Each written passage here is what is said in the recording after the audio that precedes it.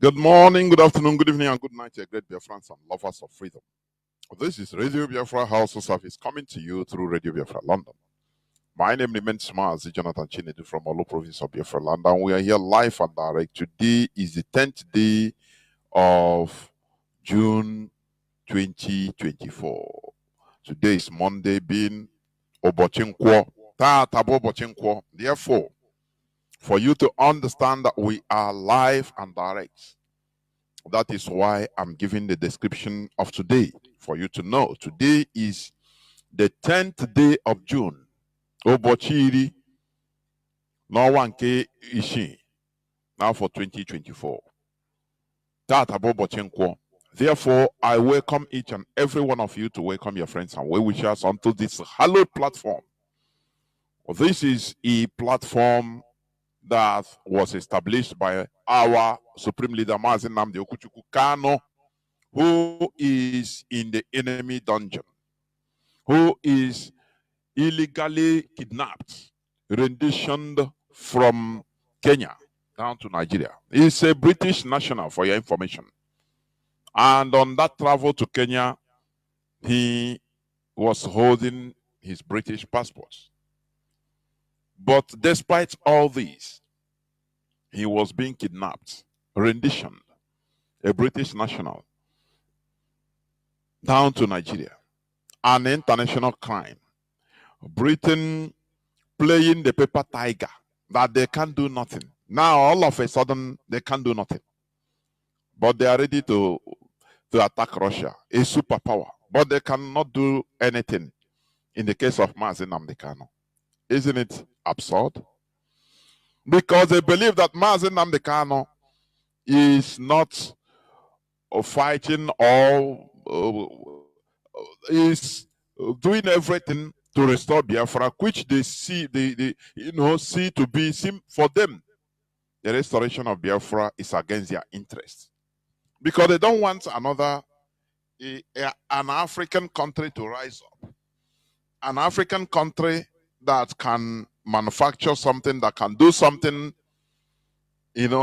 like the West. They say they don't want to see another Japan in Africa. That Japan is giving them problem by producing, exporting,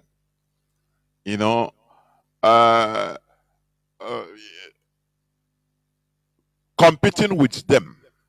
Competition. So you understand, as I have been saying, the world order being established by the West. They don't want any competition. They don't want any competition. They want to be dictating for the whole world. They want their enemy to be your enemy. That is it. That is why they left Mazi Nnamdi Kanu in the hands of our enemies. Remember, they said, no, they are, according to British Embassy once, they said, no, they are engaged in giving consular help, consular aid to Mazi Nnamdi Kanu. Now they no more have power. But when defending Omar Odiko, who is not even a British national, but a criminal, who looted money from Nigeria in 1982 or 83, who looted Nigerian billions of dollars and took to Britain. When this man was, when the then head of state, who was also Buhari, tried to rendition him from England, they protected him, a criminal, and sent people to jail, and had diplomatic role. They severed diplomatic ties with Nigeria because of, trying to rendition a criminal from England. They defended him. That is how Britain behaves. They don't care about any other thing. What matters is their interest. But the big mistake they are making is this. the restoration of Biafra will even uphold more what, you know, the the Western interests. For your, let me say it. You know, this issue of slave master and slave relationship, which the world order established, is very wrong. They want us to, Africans, to be perpetual slaves. Are you hearing me? Impoverishing us. But little did they know that if Biafra is restored and, you know, our nation will be developed, people will have the high purchasing power even to buy their goods more, to travel and spend money in different Western countries. That is one thing they don't take into context. Japan today is developed, but Japanese, they have Japanese tourists visiting America, France, England, name it, spending their money there. Are you hearing me? If they are doing business with Japan, they are doing business on equal footing, win-win situation. But Britain don't want it. They want, as they continue drilling our oil, they continue siphoning completely free of charge. No, there is no meter in the drilling ground. No meter, no meter. If they take 7 million barrels a day, if Shell and all of them, Texaco, all of them, if they take out 7 million barrels in a day, they will declare that they took 1.5 or 1.8 million. And the other ones is they don't have no meter, no control. That is what they want. That's miserability. And remember, the way they are drilling that oil in Biafra land is the worst in any part of this planet Earth. Remember that our region is the worst polluted region in this world. When they say Niger Delta, they are using words to confuse you. Remember, officially, Imo State is part of Niger Delta. Abia State is part of Niger Delta. But many people don't know this. When they talk about Niger Delta, you think that your brain will only go to Bayelsa, Iguacha, Delta. No. Imo State is part of Niger Delta. Abia State is also part of Niger Delta. Do you know that? Do you know that? But ignorant people will be calling Niger Delta as if it's what they destroy in our brain is too much. Our region is the worst polluted region on earth. Even when ISIS took over, Islamic State in Syria and Iraq, when they took over some oil fields in Syria, they don't engage in this type of inhuman drilling method that destroys the environment. It only happens in Biafra land, courtesy of Britain. There is no injustice, can never continue forever. They promoted individualism so that people will never be coordinated. They make sure that they bring up people, encourage people to be individualistic.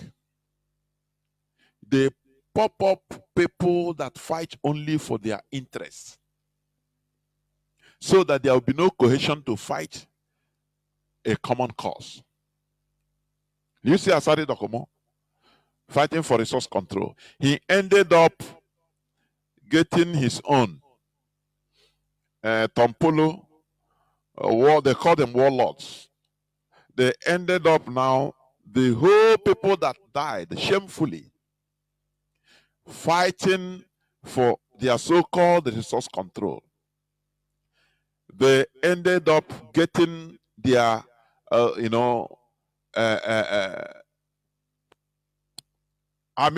little rewards as their own resource.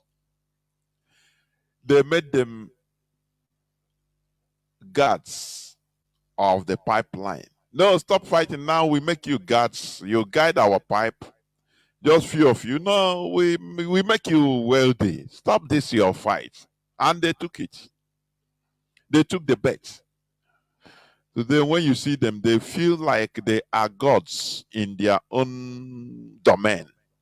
They made them feel so. It's a way of treating, pacifying primitive people. It's a way of pacifying them. As they are fighting for collective interest, they corner them and make them wealthy individually. The aggressor makes them wealthy individually. Say, this thing you are fighting, we strike a deal. And that deal, it has nothing to do with the collective interest of what they are fighting for. Now, only their personal interest, and they take it. Only primitive people can do that. Look at, once you see them Tompolo, you see them in their, they build palaces, become chief Polopolo, chief this and that, high king. They make them feel larger than life, and their handlers are laughing. Do you see how they corner Ndishuji? Do you see how they corner them? That's why Che Guevara, when he tried to, when he came to Africa, because as a freedom fighter, anywhere people are being in bondage, yearning for freedom, you have to listen and go and help them. He came to Africa and started, helping Africans in Angola to liberate themselves. But he found out something, that black people are different. They have very primitive character. What is that primitive character? They fight for their own stomach. They will be saying, yeah, we are all fighting together. We want freedom. But once they are hungry, they forget about freedom. They start looking for their stomach, which is dangerous, because they become tools in the hands of our enemies. They are easy to be converted to become tools in the hands of the evil colonizers. So this man ran away from, he said, I never, Che Guevara ran away from Africa. He said, I never see the type of people with this type of mentality before. You get freedom, everything will be at your disposal. Once you have freedom, genuine freedom. But no, once they are hungry, no way. Now you are talking of freedom. Beg, freedom. Have you talked to any of your siblings at home? Some of them in a preach the cause of the problem we are having, the cause of our suffering. I say, one now because send the kennel go because I go to 100,000. Send Dorum come in. What you are talking, they don't even. It doesn't matter to them. What matters to them is that food. I require tomorrow. You send them the money. They will finish it. The following day, they continue disturbing you, and you tell them, no. Let us join together. Look at their problem and say, na for future because it's a problem. I am telling you, it's a problem. I used to say this. When people compare the mentality of Europeans and Africa, or seeing the way the Europeans behave now, Why we not? Why Africans are not behaving like this? Is it? I say no. Sometimes you misunderstand. It is the behavior of the Europeans is a product of centuries upon centuries of mental sanitization. Do you get what I'm saying? Do you know that if, for example, an European country is having the same problem, light, electricity problem, let us say that it is something that can that happen, and the Europeans are not having light, electricity like in Nigeria, and they are sentenced to buying generators. Let me just put it like that.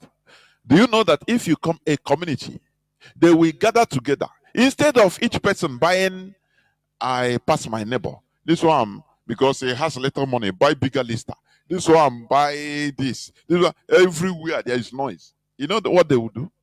They will gather together. They have the ability of the Europeans to, gather together, to organize themselves together. That is a high form of civilization. What I'm telling you, I'm giving you the facts. A people that are inorganizable, they are primitive people. A people that lack organization, that like the way they put us, Ndị Igbo. That is why I say, I'm saying it here on Radio Biafra. If you want, when the line opens, you can challenge me. I'll be happy to debate with you. That we are still primitive. Once we are inorganizable, our inability to be organized is only Mazi the kind of IPOB that is trying, doing everything to sanitize us, put us into civilization by organizing us as one family. I don't know whether you understand what I'm saying.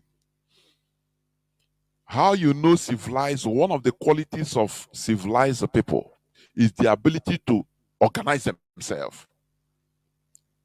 Under the organizability, that is part of advanced civilization. But when you cannot organize, you talk to this one, say, now go on Asaram Moto. No, go on, now you bring me out here. Now I sabi make money. What do you want to make me, that you sabi pass me? These are characters of uncivilized, primitive people. Are you hearing me? This inability of organization. If our people are, civilized, that's civilization has gone in our people's head. Let me tell you, even in Nigeria in general. Let me not say, even in townships, as long as there is cuts, no electricity, people will gather. Say, oh boy, instead of us to be buying this, let us contribute money according to how rich you are.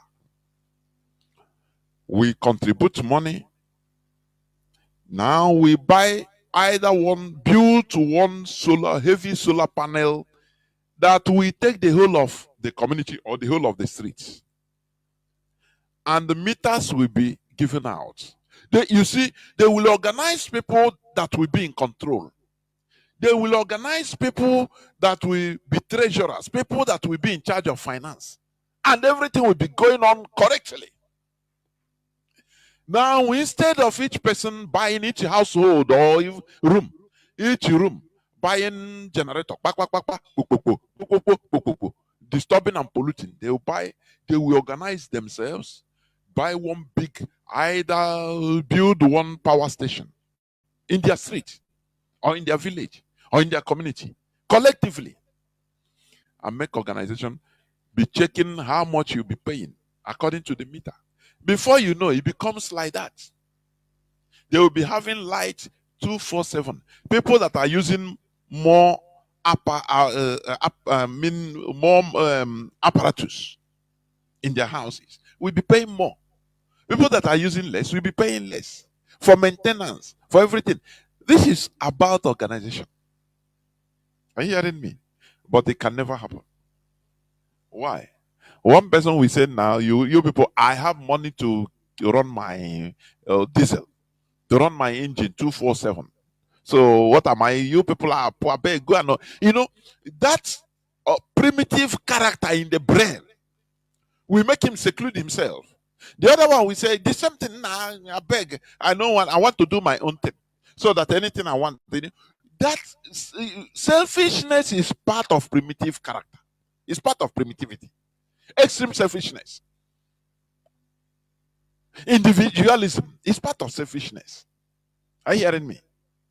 So, before I continue, let me read this news. IPOB press release of today, being the 10th of June 2024. Southeast governors should cancel all power contracts with EEDC, IPOB. The global family and movement of the indigenous people of Biafra, ably led by the great and indefatigable leader Mazi Okuchukwu, calls on the governors in the southeast to cancel all power contracts with Enugu Electricity Distribution Company, EEDC, for being an impediment to the development of the region. EEDC has proven to be incapable of providing reliable, adequate, and affordable electricity to support economic stimulation and growth of the Southeast. The company is just extorting money from the people of the Southeast without providing reliable electricity. The Southeast governors should leverage the electricity deregulation policy of Tinubu's government and engage other local or foreign electricity generation and distribution companies to take the place of the incompetent company called EEDC. The current electricity deregulation policy of the federal government of Nigeria has given powers to the state government to generate and distribute power to their states. Therefore, Southeast governors must not subjugate the eastern region to darkness in order to please the insatiably greedy company called EEDC and its owner. Electricity is a catalyst for economic development and growth, which indeed must not be denied at a time like this. Southeast governors have no excuse for not providing reliable and efficient electricity in their states. The time of giving excuses with the monopoly of NEPA, PHCN, or EEDC is over. Now, the federal government electricity deregulation has given them the power to hire and fire electricity company in their states. Eastern region governors can come together and partner with a reputable power company that can provide states steady and affordable electricity for the entire region. The governors must ensure that there is adequate electricity in the region without further delay. Our attention has been drawn to the unconfirmed letter written to the Southeastern governors, universities, institutions, companies, and communities by EEDC to these people and groups mentioned above to come and pay what they did not consume. And failure to do so, EEDC will shut off their lights. We urge EEDC to jettison such idea because we don't want to use force on them. And if they want to test the power IPOB possesses, we will let them test the venom. If they venture to cut any lights in the southeast this time around, we will react because we have endured enough. The citizens of the southeast are charged to deal with anyone seen as EEDC representatives anywhere in our land who tries to shut off people's lights. They must be lynched and they must call any IPOB office close to you with the information. EEDC is a big disappointment to the people of the southeastern region. They are not showing any sign of repentance or improvement in the electricity distribution. and they failed to provide the prepared meters across the southeastern region. Their extortion and incompetency should not be endured any longer. IPOB wants the governors not to allow EDC to use another company to come back and deceive them and try to take another contract because EDC has failed and cannot handle the electricity distribution in the southeastern region. Period. IPOB wants the governors to take responsibility for providing steady light in the southeastern region. The development and progress of the southeast is dependent on these conditions. They should stop every unnecessary excuses. IPOB and Ndibo in general have lost confidence in EEDC. Our people must be prepared to chase EEDC out of the region. IPOB is not backing down on plans of rejecting the rogue company called EEDC from the region. The southeastern governors must wake up and demonstrate their willingness to drive economic development of the East via the provision of steady and affordable electricity by canceling all power deals with incompetent and extortionists and extortionists. Enugu Electricity Distribution Company, EEDC. Comrade Emma Powerful, Media and Publicity Secretary for the indigenous people of Biafra. We must continue. As I was saying,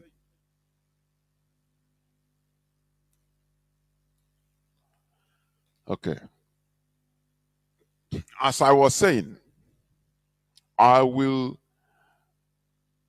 go into just a few news headlines, if I may, and I will still be talking on this series of living the colonial legacy.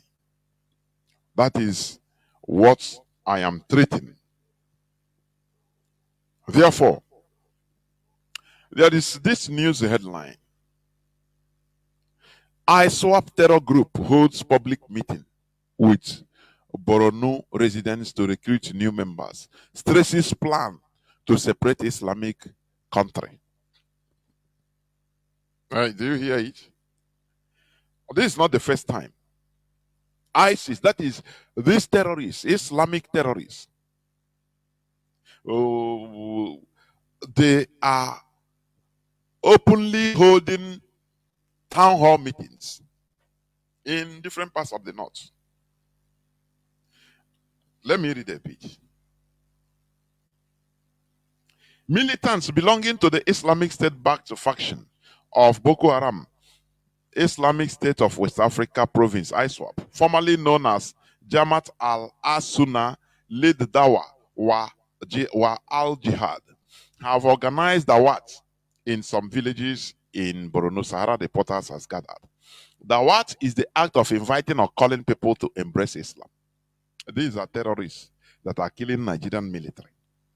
They are functioning, operating on the open, in villages, in the streets, and you are telling me that we need to stay together? Is that what you're telling me? That we need to stay together in this? Look at what happened in Aba and even in Allah till today. What is happening in Allah even? Because we will not sideline it. They are the Ebubago of Hope Uzodimma, Dave Omahe, and all of them. They are still on the rampage, killing our people, our youths. Do you know that the youths of any country is their engine block? Are you hearing me? If there is any problem that needs war, it is the youths that fight it. If it is a revolution, it is youths that will come out. Anything that happens is the youths. But in our land, it is the youths that have been the highest recipients of marginalization is the youths. You see the old men and women taking over, but the youths, they marginalize them. Only when the things are wrong now they call them out. In our land, in Olo, in Township Stadium, Olo, that is the place they are holding our people, have killing many of them, harvesting their organs. If you go to visit or try to, you are looking for somebody, they will tie your eye. They will tie your eye with clothes so that you don't see anybody. In Allah, it's happening. It's taking place as I'm talking. Who oppose of them? You see this idiot that call himself Cubana chief priest. I will come to that later even. But you see that boy, because I don't know his age. It doesn't matter how old, whether he's a 60 or 70, he's a boy. When you look at him, you know he's a boy in mentality. He's a boy. These are the type of people Britain wants. BBC will go. Let me tell you, BBC has their highest listeners and viewers in Africa. And British government, United Kingdom government is funding them, BBC. They have their, even in the UK, people don't know about BBC. In many other parts of the world, people don't know. Or in Africa, mostly, is where people watch and listen to BBC. And the government is funding them. Remember, he who has control of your psyche, it takes charge over you. BBC continue. This is the type of people they will go to promote. Idiots. You hear what the boy said? Talking rubbish. That our land is no peace. But you ask him, he is one of the people that are the lieutenants of Hope Uzodinma. How can you impose a political leader to a people in a democracy? Now it's no more about voting, it's about after voting. Now you go to the Nigerian courts. They use the courts to impose anyone they want. I'll come to that later. But now, ISIS is acting in the open, recruiting people. Let me continue reading a bit. In pictures released by ISWAP, sect members were seen publicly engaging with residents of the states around the Lake Chad. The images may be part of the sect's effort to counter statements by the Nigerian military that the Islamist insurgents were on a steady retreat. It is a lie. Who are the Nigerian military? Supporting them. The people they are using as Kurunfo, junior officers that are bearing the brunt, that they are using, killing them. They don't know anything. The people on top, in the military echelon, they are working together with Asorok. And they are working with ISIS, with Islamic terrorists. Are you hearing me? Everybody knows that. You know, I used to say it during the the genocidal war. It took almost 3 years for Nigeria to defeat Biafra, but we are now on the 20-something year of Boko Haram and all this. But they are waxing stronger. They are controlling places, villages, communities, even parts of cities in the north. They are not sending Nigerian military. They is from time to time they gather certain people in the military. They gather them, Igbos and some Yorubas and some Middle Betas, and send them to be slaughtered. This is politics.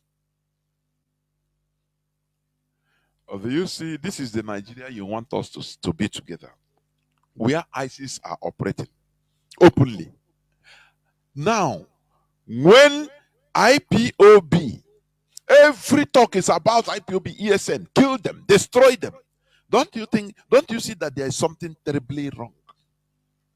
I want Nigerians to think, stop being dummies. Think, reason. Reason. Even there is a report. There is a report.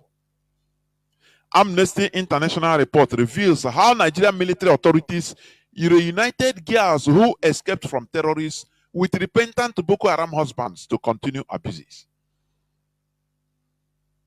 Amnesty International report. Nigerian military will take all the girls that have escaped.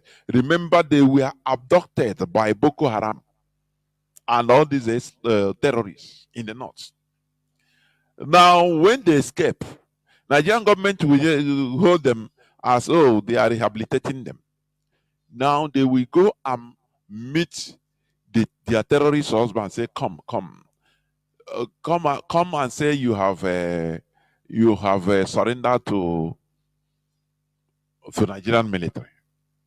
Because your wife is with us, so you take back your wife. And that is what they do. They will come and say, oh, the other day they say 170 repentant Boko Haram surrendered to Nigerian military.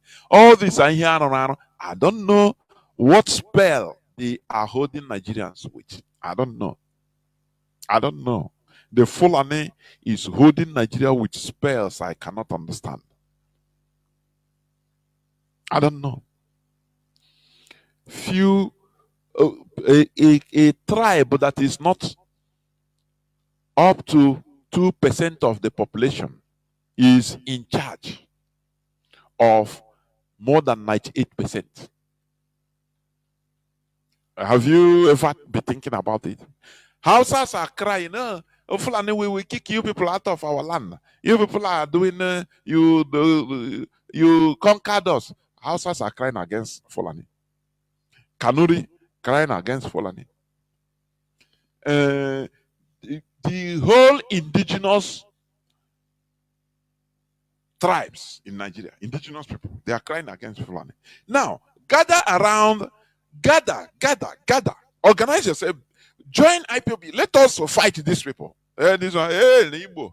Instead the Igbo man go dominate. Let Fulani be killing, and they are killing. They are conquering. Are you hearing me?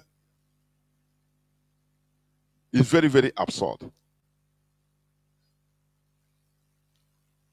It's very, very absurd. When I look at the lives of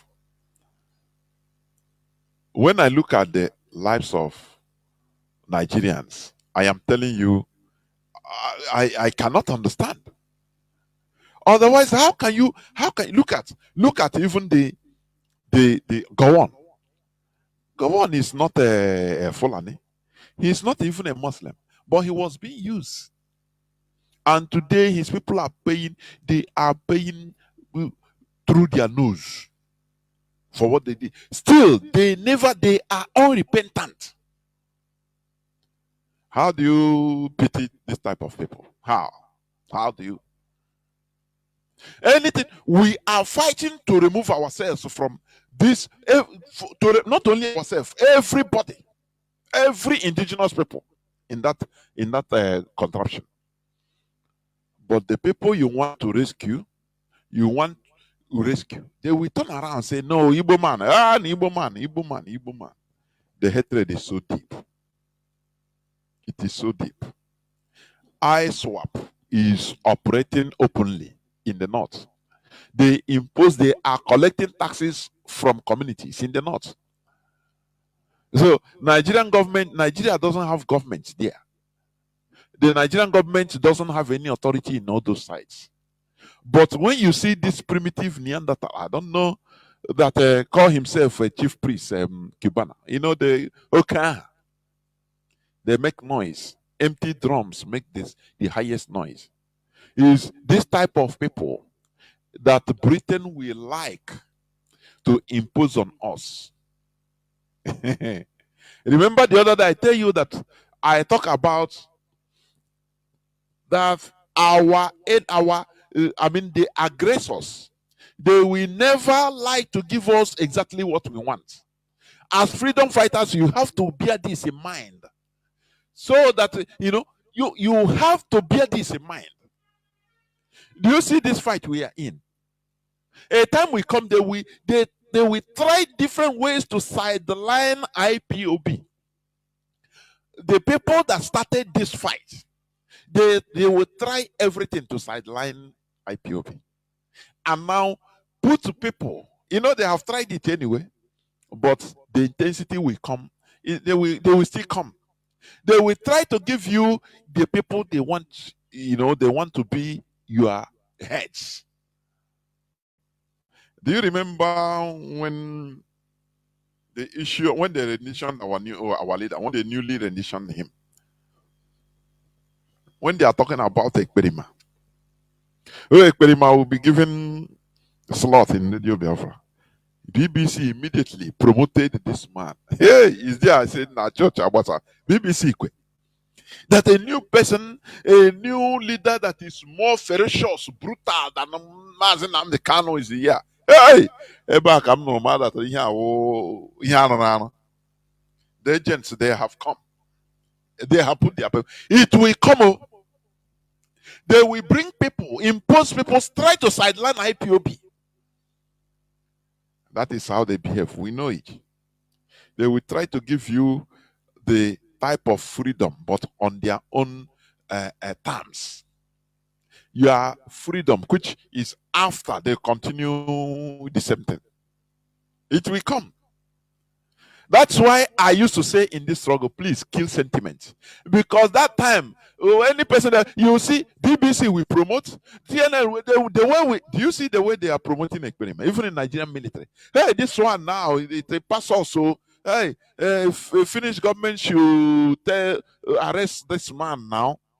You don't know that what they are doing is promoting, making you see that their agent as if their fight is fighting them, that they have problem qualms with him. They want you to be boasting. Now you see, this is our Nigerian military. They are shouting now. That is because what we are fighting to be in control of our people, to organize our people. It's not an easy task. You know why government? It's easier for government because one, governments have the money, the fund, the financial authority, and the agents, the government agents, the police, the military, the force, in order to do all these things. As easy as anything. Make law, force you to obey the law. Are you hearing? But in our own case, we are not yet a free country. So they try, if we organize people, now our enemies, Britain, we try to disorganize. We bring one thing or the other to disorganize. These are the people they are promoting. BBC run quickly, go and interview him because they already know that Okpo. And when you see him, even his head, you know that Onyawo just Okpo. Somebody that is the right hand man of Hope, and he's shouting of security. They want anybody. BBC, they promote any Igbo man that will come and start talking nonsense against the Igbos. They promote you. They promote your voice. They promote you because that is what they want. That is what they want. But you see this fight. This fight, it doesn't matter how long it takes. we are not budging. We are not moving anywhere until we reach our goal. They thought that if the rendition Mazi Nnamdi Kanu, that everything is finished. Remember, Mazi Chinedu is our interim leader. Is a fact. In the temporal absence of Mazi Nnamdi Kanu, we have the DOS in charge. And Mazi Chinedu is the head of the Directorate of States of the indigenous people of Biafra. You need to deal with it. That is how things are. We should not give our enemies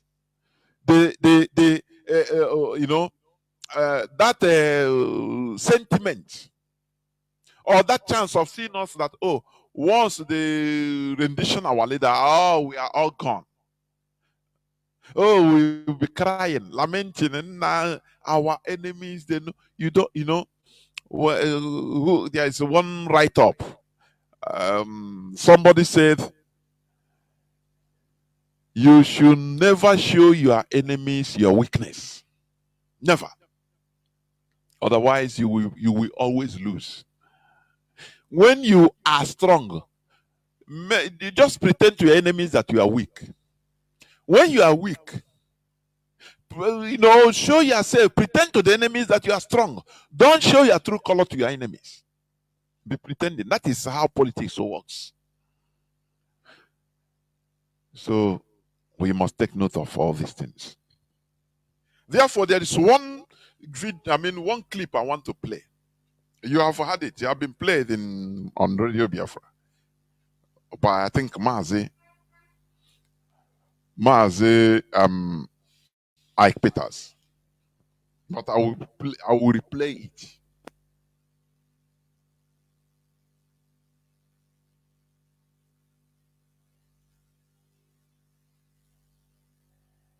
So I will replay it and say something about it.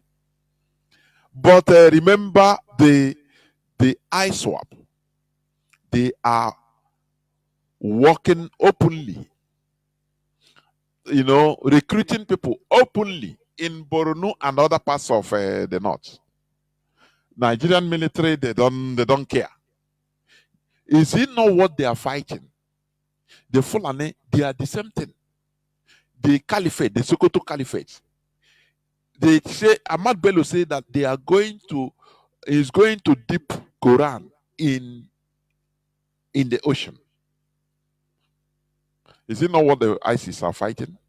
How do you think that they will that Asorok, that the Nigerian Caliphate will be doing a job of fighting Islamic terrorism? How? Just we are asked right from the beginning of Nigerian so-called flag independence. Ahmad Bello have said it, that his mission is to Islamize Nigeria. And these people, they are doing it.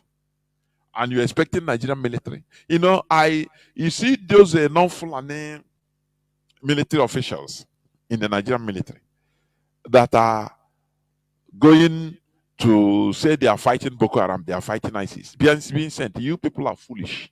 You are stupid. Because you don't understand history. You don't know history. Sheikh Gumi have come openly told you that, look, all these people are their warriors, are Fulani warriors. People that kidnap and kill Nigerian military, kill Nigerian police, kill innocent people, rape children, women and children. They say it is their warrior, that no person should touch them. And you still think that you should have confidence in your military hierarchy that is sending you to Borno. You are stupid. You are stupid. You know why I like the Arabs? If you are telling them, you are sending them to that mission that they know that you are, you are just lying to them. They will turn their gun against you. They don't care. They don't burn them. But you see Nigerians, black people, mostly, hey, they're nothing. Instead, they where they are, they're complaining. Now, they are sending us to the Zampisa forest. No gun. The gun they give us is rusted. It's not even working. They continue complaining. They are not giving us food. Nigerian military, look at, why are you a military officer? You die shameful death. That is, they will humiliate you. You die. There are some Nigerian military officers that are, that are dying slowly out of hunger. Where they have power is coming to southeast, killing innocent people. You have gone. You are a military man that is destined to die. Now you don't want to die you don't want to die dignified death. You don't want to turn that you are gone against that officers, all those officers. Not complaining like cripples. Now Nigerians see you, man, I see us, they are not, look at the food they give us as military. Look at and we are the people fighting Boko Haram. You are an idiot. You are an idiot. You are an idiot. Where you have power is what you call bloody civilian. People that you should be worshiping. Civilians that are paying you. It's them that you have power on. But all those you are masters that you have gone. You can turn it on them. You will not. You complain. And after you die, they will send you to Borno. They will send you to Sokoto. And the bandits, they will kill you. Fulani terrorists, they will kill you. They will give information and all of you will be killed. Is it not time for you to take decision? Is it not high time for you to take decision? You are fighting. They are using you for nothing. Once you die, if you have wife, your wives and children, they are forgotten. Are you hearing me? They are forgotten. When you know this, why can't all of you say, okay, all debt na debt? Anytime you see that general visit you or that your officer, you turn against him. After you exchange your fire. You have gone, they have gone. Before they kill you, kill them. Even if they kill you, don't ask for all. You are going to die. You're a soldier. Instead of complaining. You see how they are dealing with us in Nigeria, my country. Now, wow, how can I serve a country like this? Look at the food they are giving us. Nothing. And they are sending us to the front without adequate supply. You are an idiot. You are a simple idiot. That's why Africa, nothing, no red line, nothing. No, people the people don't act, only talk. With your small money, you become bots. Are you gonna give? Now I want you to listen, please, as we continue talking about the colonial legacy, living the colonial legacy. Listen, please, listen. I want you to listen to this interview by one man that is circulating a bill in order to bring national discourse. I understand what the man is doing, and rightly so. National discussion, which Nigerians, they are not interested. But they know how to shout. They know how to complain. Do, no way. After all, they are looking for miracle. They have programmed them that everything will come by miracle. Listen, please. The regional system of government. We're talking about government that is and boost economic development to the country. But opponents fear it will or could lead to the marginalization of certain parts or certain the scrapping of Nigeria's 36 states and the adoption of regionalism. Now, proponents of this argue that such a move, will streamline governance, reduce costs, and boost economic development to the country. But opponents fear it will or could lead to the marginalization of certain parts or certain regions of the country and even concentration of power. When we talk about the regional system of government, we're talking about government that is where regions or each region of the country is allowed to control its resources found in its domain, rely on those resources, and it only has to pay a royalty or tax to the central government. Now, Nigeria's House of Representatives had to come out to its own a trending draft bill that proposes a return to the regional system of government in Nigeria. The document titled A Bill for an Act to Substitute the Annexure to Decree 24 of 1999 with a new governance model for the Federal Republic of Nigeria seeks to establish a new legal framework to be cited as the Constitution of the Federal Republic of Nigeria, New Governance Model for Nigeria Act 2024. Now, the draft is authored by Dr. Aki Fapohunda, who is neither a senator nor a member of Nigeria's House of Representatives. And he, as we now know, is a private citizen, so therefore this is a private initiative. But initially, some Nigerians felt it was a move by the presidency, by President Bola Ahmed Tinubu. Indeed, the president got a lot of praise for that. People said, oh, if the president can do this, we'll forgive him for the national anthem and we'll just allow the national anthem. But we later discovered that it was after the House of Reps came out to disown the bill, it was Ms. Dr. Aki Fapohunda who authored it. Now, House spokesman Akin Rotimi dismissed the bill. This is what he said, quote, The committees on Rules and Business and Constitution Review have confirmed that there is no such bill before them. Well, the rest they say is history. Let's introduce our guest tonight. Now, he is Dr. Akin Fapunda. He is from Ilesha in Osun State.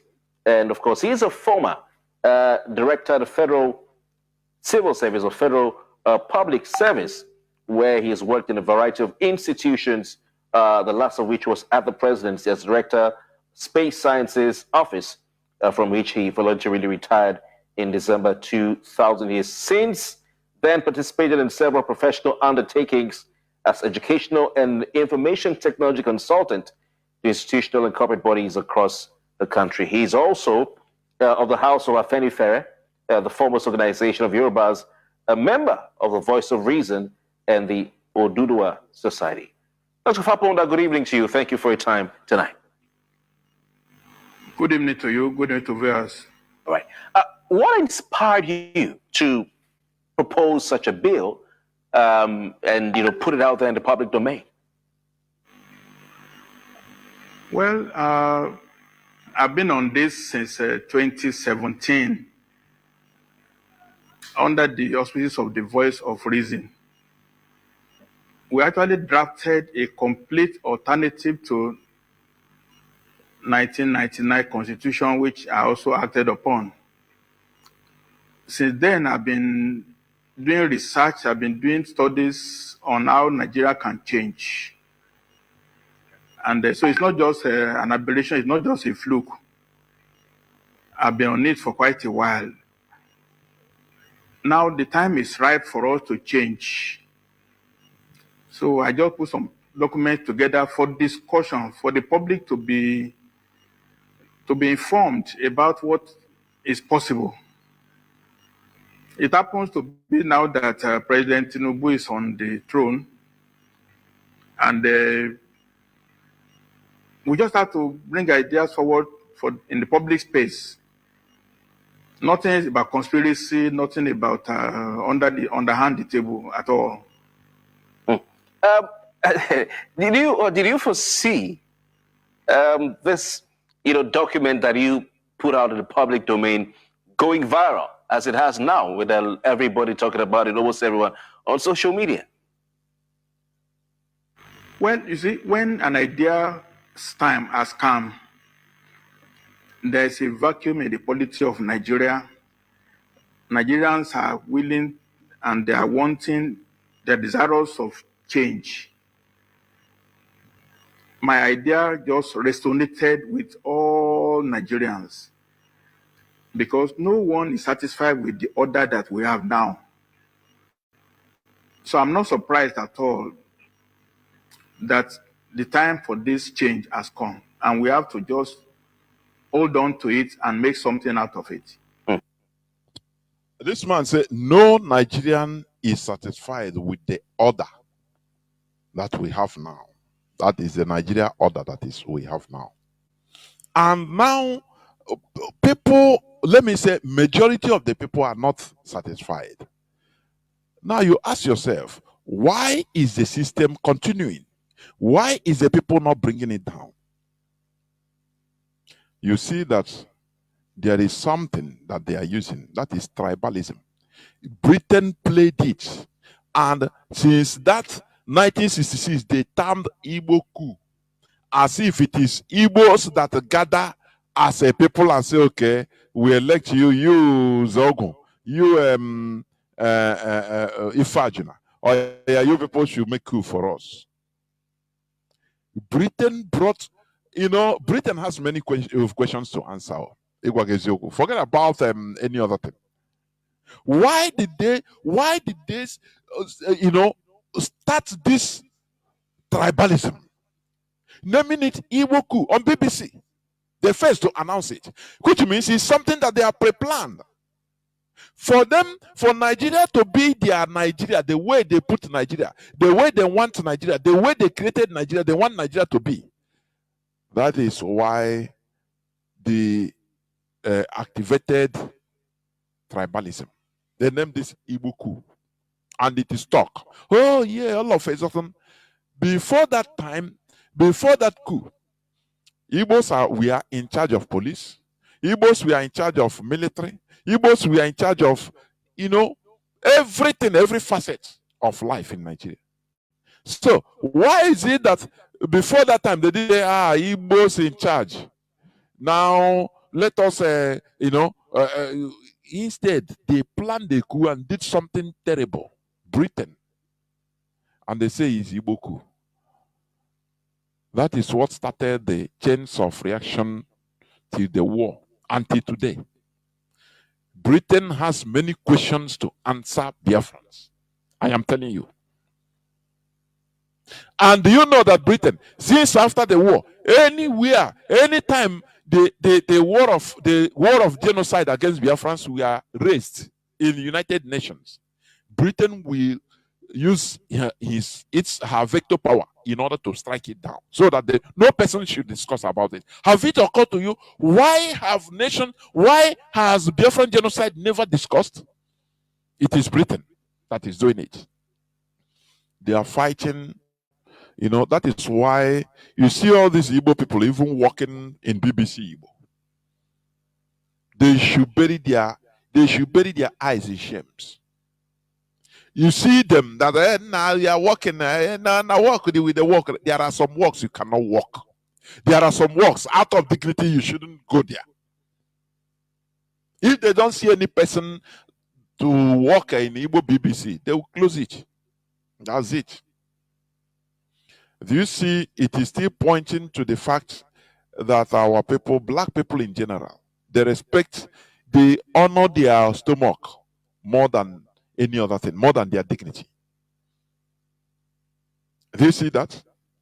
Do you know that during the time of Mahatma Gandhi, when India was still fighting for independence, do you know one of the last things that broke the British bones in India? Do you know what? Mahatma Gandhi, because he did every of his things peacefully. Even British slaughtering them, he didn't tell them not to retaliate. Peace, peace. And that is why Mahatma Gandhi was killed. Because after independence in 1948, they had independence in 1947. 1 year after their independence, one had a call Hindu. He said, look, if we continue following this path of peace, Hindu with Mahatma Gandhi, yes, he have saved us from Britain, but his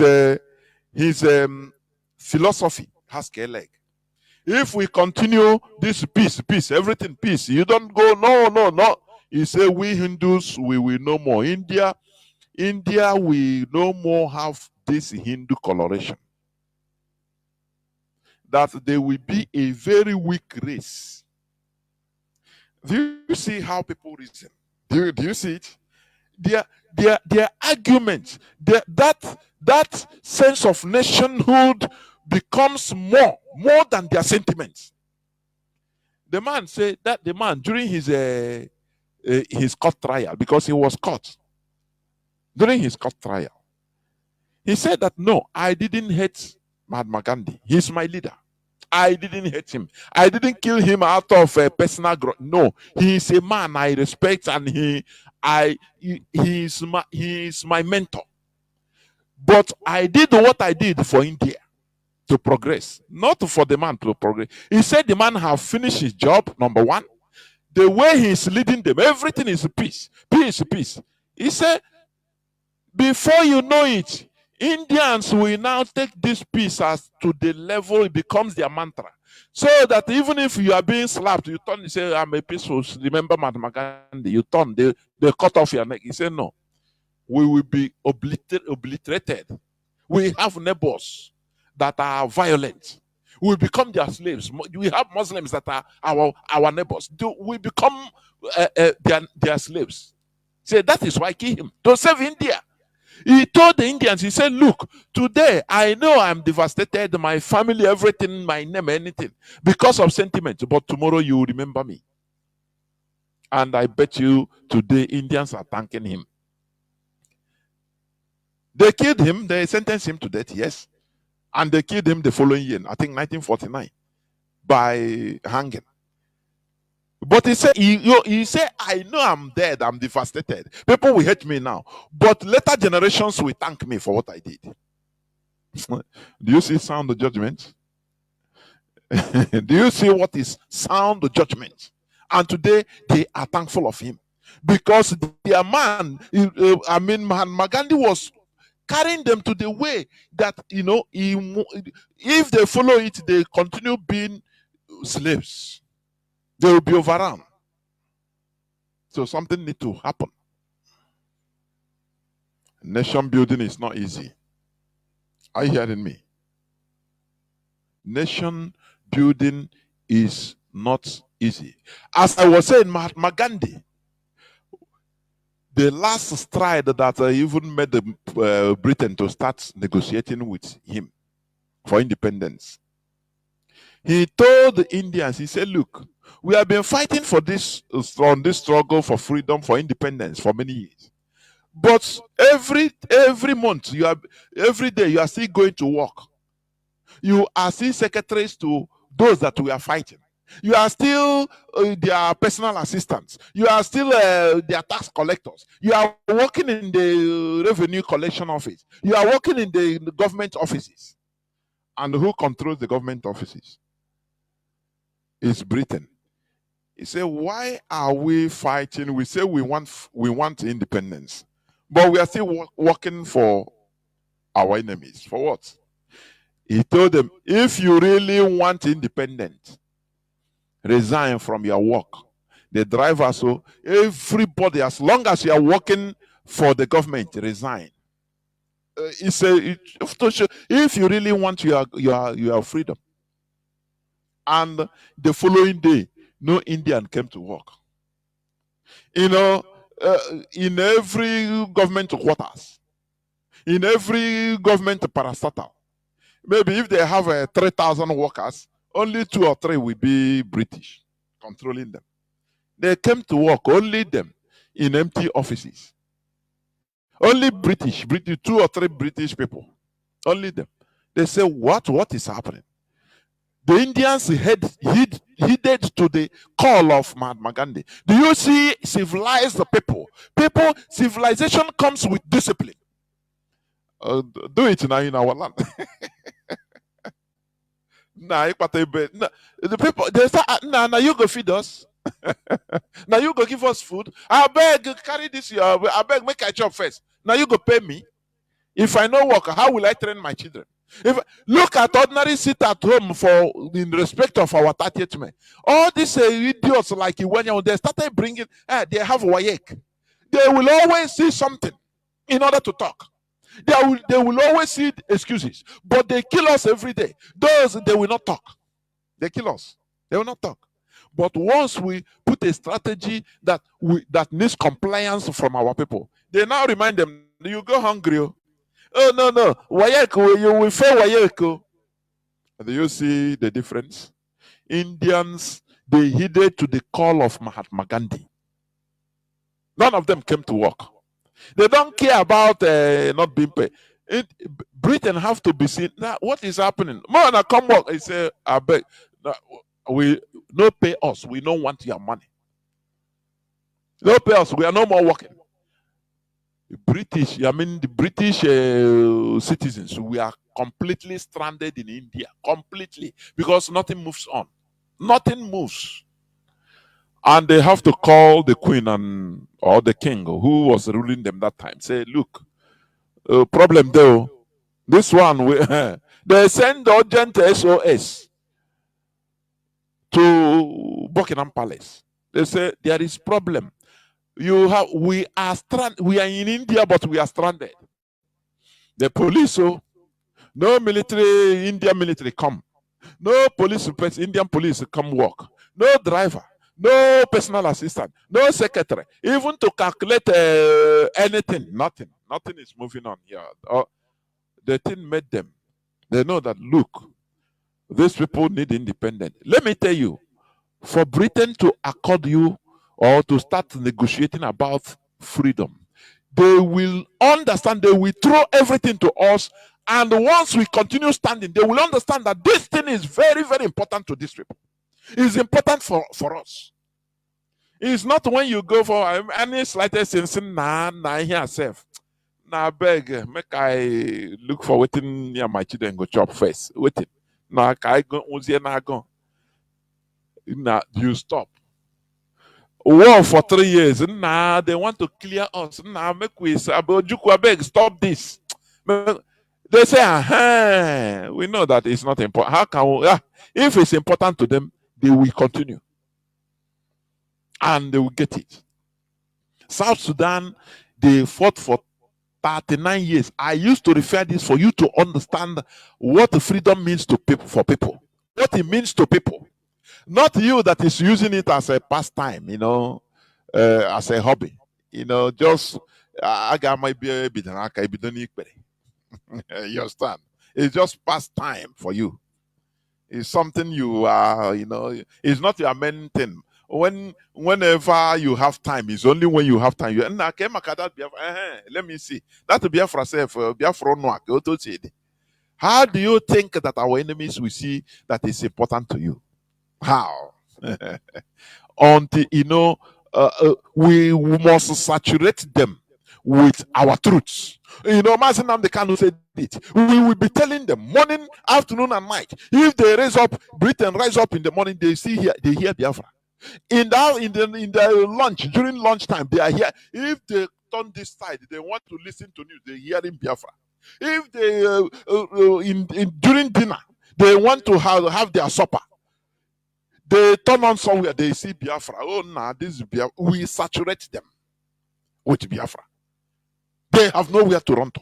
They go to toilet to hide, not to hear Biafra. Their toilet will be talking to them about Biafra. That is the time they say, these people, these people, we either give them this, they are not going to stop. So this is how people that need something, that is how they fight. So for you that is thinking that is just part-time, it's part-time duty. Na Biafra no self. Ke oto chede. Ke ihe na-ekwu na Biafra na. Oh, some Igbo men oto achekwu. Ndị Biafra ahụ ga-akpọ gị onye Biafra. Jụọ ha man ya kpọ gị onye Biafra, ga-ekpọ ya onye Fulani. Onye Fulani. That's the best way now. Anywhere somebody will see you, call you Biafra man, excluding himself. Onye Biafra, onye Fulani. That is because that is how they behave. That is how they do. In the diaspora, you see you, onye Biafra. Biafra no herself. You say, onye Fulani. Ono na change. I got Shon. You classify him as a Fulani. As a Fulani killer headsman. That's it. So, what am I trying to say? This man is talking about structuring federalism in Nigeria. I want us to continue listening, please.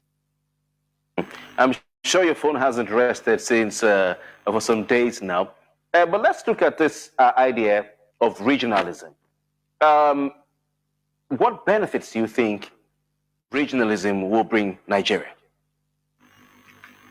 First, please, let us not use words anyhow. What is a region? In geography, is a territorial space that has boundaries. That's a region. We could have Western region, Eastern region, Northeast region. In Australia, they use regions. In South Africa, they use regions. We can still say even states. The states we have now are regions of Nigeria. I'm talking about geography now. So the essence of what I'm trying to propose is that Nigeria has been balkanized into pieces because we had lots of money in the 70s. Even brothers who used to live in one house say, no, I want to live separately now because there is cheap oil money. So 36 regions were created. 774 sub-regions were created. That's the nomenclature. So we have 36 regions, we have 74 sub-regions. We can't maintain them anymore. There is no money to do such a thing. We need to aggregate the regions now into bigger spaces. That's the essence of what I'm trying to say. So it's always operated on regions all along. The whole world operates on regions. Interesting. So how the scrapping of the states? You've talked about it, but how the scrapping of the states as it currently exists, how will they address issues of marginalization and resource control? You will agree that marginalization is a big issue in Nigeria. Many people feel marginal, even within geopolitical zones, they feel marginalized. So how will this scrapping of the 36 states in favor of a larger, fewer regions address such issues? Marginalization is based on the fact that we have something to share, and you feel that your own share is too small, so you feel cheated. But you are sharing what doesn't belong to you. You are sharing what you didn't work for. So you can shout marginalization, oh, I need more revenue from Abuja. Supposing we'll flip it over. You produce and take care of yourself. Will you say you are marginalized in your own house? So it is the mentality of entitlement. We are all living on the crude oil from Niger Delta. We are all profligate. We are all irresponsible. We don't work. We want to eat. We are praying for miracles all the time. Do you see what this man is trying to explain? If you think deep about it, that is, you will understand it much, much more. Nigeria is structured to reap where they did not sow. Are you hearing me? Do you know that the regionalism does not work if it does not augur well with the British? I continue saying it. Before 1966, regionalism, which we have, you have in the eastern region that was developing, the index of development is double digit. First in history. Michael Okpara doing wonders. Because we are using what we have to develop our side. And the center was weak. Paying taxes to the center. So, in that case, Britain is not well with Britain, because once we are in charge of our thing, we will manage our thing very well. And we will not allow Britain to get away with stealing without stealing our crude oil and gas without meter. So they saw the future. They say, if we continue allowing even this regionalism, we will have that is Britain is talking, that we will have problem. Because by that time, once this system is mastered, we master it. We are no more going to relinquish it. You see? So it's part of the reason why they struck. They instigated military coup, and after use Ironsi to stop it, and use Ironsi to now decree unilateralism. Do you see how Britain? Because they know that once they concentrate power in Northern Barrack, in the center, now the regions will have nothing. They will no more have power to be controlling their thing. Power will belong to Abuja, and Britain will be dealing with Abuja directly, to the detriment of the regions. Do you see what happened? Do you see it? It's not to the interest of Britain for stealing, for their stealing capacity. Their looting capacity.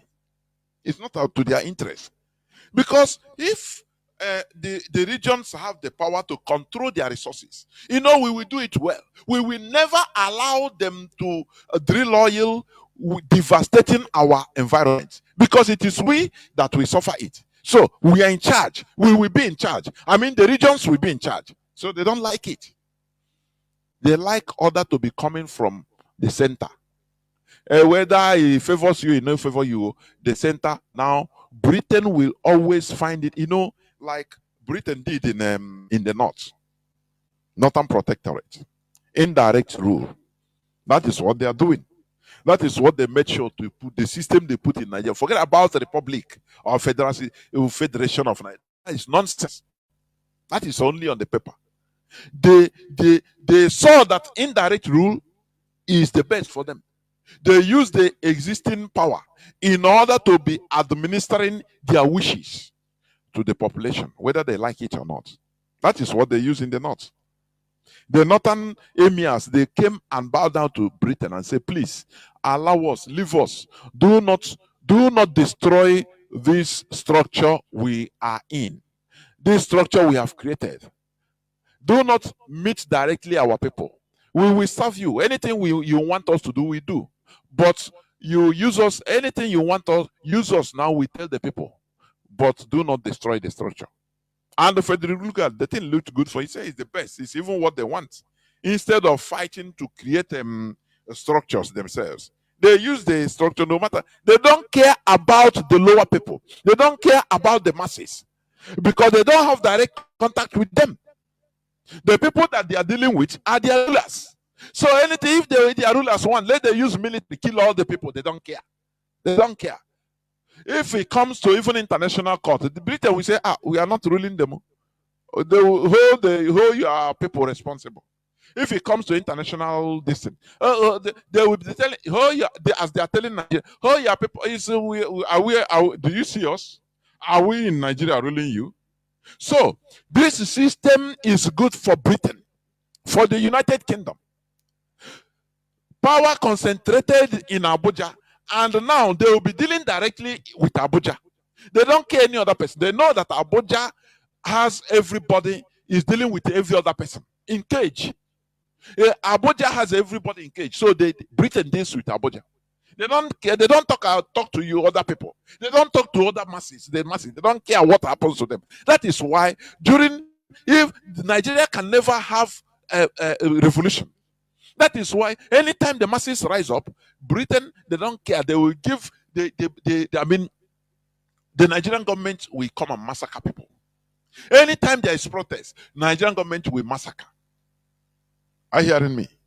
Britain is at the back backing the Nigerian government because they are dealing with the Nigerian government direct with Abuja.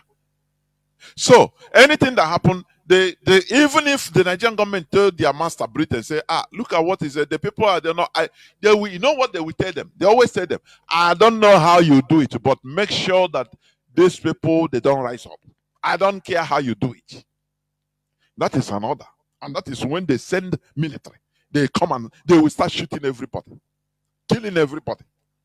That is the messy situation we are in. Indirect rule by the British government is completely indirect rule. So it is very easier for the British to steal. It is very easier for the British for everything. They don't have to, care about what the people say, because who the people are seeing. The population, they are seeing Asorok. They are talking about their president, talking to their president. They don't see Britain. But Britain is the shadow, the unseen hand that is directing everything. Do you remember during the NSAS protest in 2020? When Katrina Liang, that time she was the British High Commissioner in Nigeria. Do you remember immediately she visited Tinubu? Tinubu. That time Tinubu was not the president. Immediately she visited Tinubu. The following day they roll out military and slaughtered people in Lekki Beach. It was that time they okayed everything. They okayed for him to be the president. That he will be the next president of Nigeria. If you can do this, because we cannot afford for these people to succeed. Go do it. We will support you internationally, diplomatically. We will protect you. That is what they are doing. That is the way they behave. You see that? The following day, they rolled out military and killed, massacred the people on Lekki Beach that we are only singing, chanting, waving Nigerian flag, thinking that Nigerian flag will save them. That is how they behave. And that is why, the Fulani, they don't want anything about restructuring. They don't want it. And we are not talking about restructuring. We are talking about total separation. Because according to our leader, restructuring is too late. It should have been done 1967 in Abuja court. If we allow restructuring, which means we just piece on the graves of millions of Biafrans that we are slaughtered. So let us continue listening. So some people feel God marginalized them because they don't have money, they don't have car. But you are not sick, you have 2 hands, you have 2 legs. Why can't you walk? Why are you marginalized? By the time we change the polity to production, work and eat, you produce, and then you eat what you have produced. Who is marginalizing you? But within these substructures, within the structures we have now, for instance, if we say the states in the Southwest come together from what they call Southwestern state, hypothetically speaking, from Southwestern state, some states within that may feel that they are being marginalized, even within that substructure of a region called Southwestern state. Some may feel that also they still need to control their resources that others do not have. Please repeat the question. All right, so I'm talking about marginalization can also be looked at in terms of those states who will lose the power they have, to control their own resources, and they don't have to share their resources with other states. They will not be happy about that. No. What we share in Nigeria is from Niger Delta. In fact, they are the ones that are marginalized because their terrain is so difficult. They cannot fish. The whole place is swampy. The money is taken from them. And you are building flyovers in Abuja. And you are building state government houses in all the states. I want to say something here. When they talk about Niger Delta, I've said it right from the beginning. There is something, there is a way this world works. You are what you consume. Do you see this issue of Niger Delta, and they show you only photos of a swamp in Bayelsa or in Iguacha. They don't show you anything, even the swamp of Uguta. No. Now, our mentality of most Nigerians believe, once they talk Niger Delta, they say Bayelsa Delta. They don't know that officially Imo State, Abia State, they are parts of Niger Delta. Instead of calling it by the name of the region, that is, we are what we consume. Informations we consume. When you see a person, a man, his makeup is the food he consumes. Number one, the information he consumes, the way he's been brought up. That is, all these things are information he consumes. What he sees, what he experiences, that is what makes a man up. So when you see every time when they talk about Niger Delta, your mind don't directly go, oh, Ijo. You don't know that in Imo State, in our mama, in Uguta, they have oils there. In Obaru, in Anambra, different places in the hinterland. What they did is lateral drilling. Are you hearing me? Lateral drilling. They did it in Obaru. In Izombe, the same thing. You can never see where they have oil and gas, but you don't see lorries that I've asked this thing several times. You don't see lorries that are loading oil going out of Izombe to load. No. Highest you see maybe bunkeras, a few oil bunkeras only. But officially, the crude oil that is going out from that place, you don't see how it is being loaded. Don't you ask yourself why? How is it? They put, I think somebody have even shown videos of the pipes. They put the pipes down. Now take it to the nearest. If sometimes they make sure they leave the hinterland of Igbo hinterland, and they now take it to Iguacha, either Iguacha or part of or Wari in the sea. There they will open it. There they will be loaded. So that people there will now be saying it's our oil. They don't know that, if Biafra comes, there are things that will be revealed. When people see it, some people will want to commit suicide. I am telling you. They'll say, so this is what we have been suffering. This is what has been hidden from us. I say, if Biafra comes, there are many secrets. Since 1914, since the amalgamation of Nigeria, there are many secrets that if once it's being released, that thing they don't want us to see, to know. Once it's being released, many people in the population, if care is not taken, they will even go and commit suicide. Say what? Or even they turn themselves into fireball in order to kill our enemies anywhere they are. Are you hearing me? Because the way they have structured our brains now is too bad. Which both people impose the Igbos, like Iwanya Wanko. Their stooges they impose on us. They impose them. Now they continue leading us to the wrong path. So when you hear about Niger Delta, it comprises, that is Biafra land.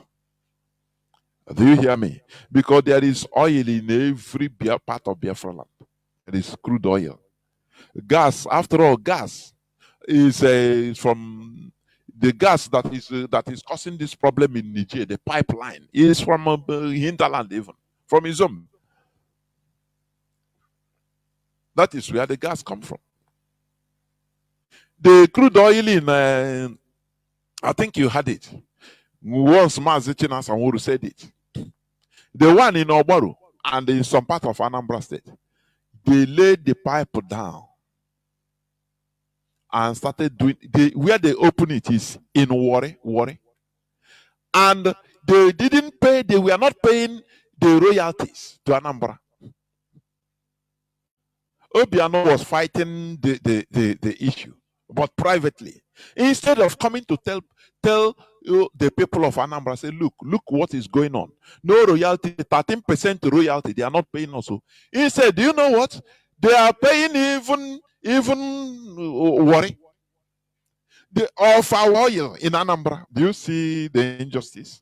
All these things, if you are saying it, our people don't care. They don't care. They don't know that we are blind. We are blindfolded, moving around. Britain is seeing us as zombies.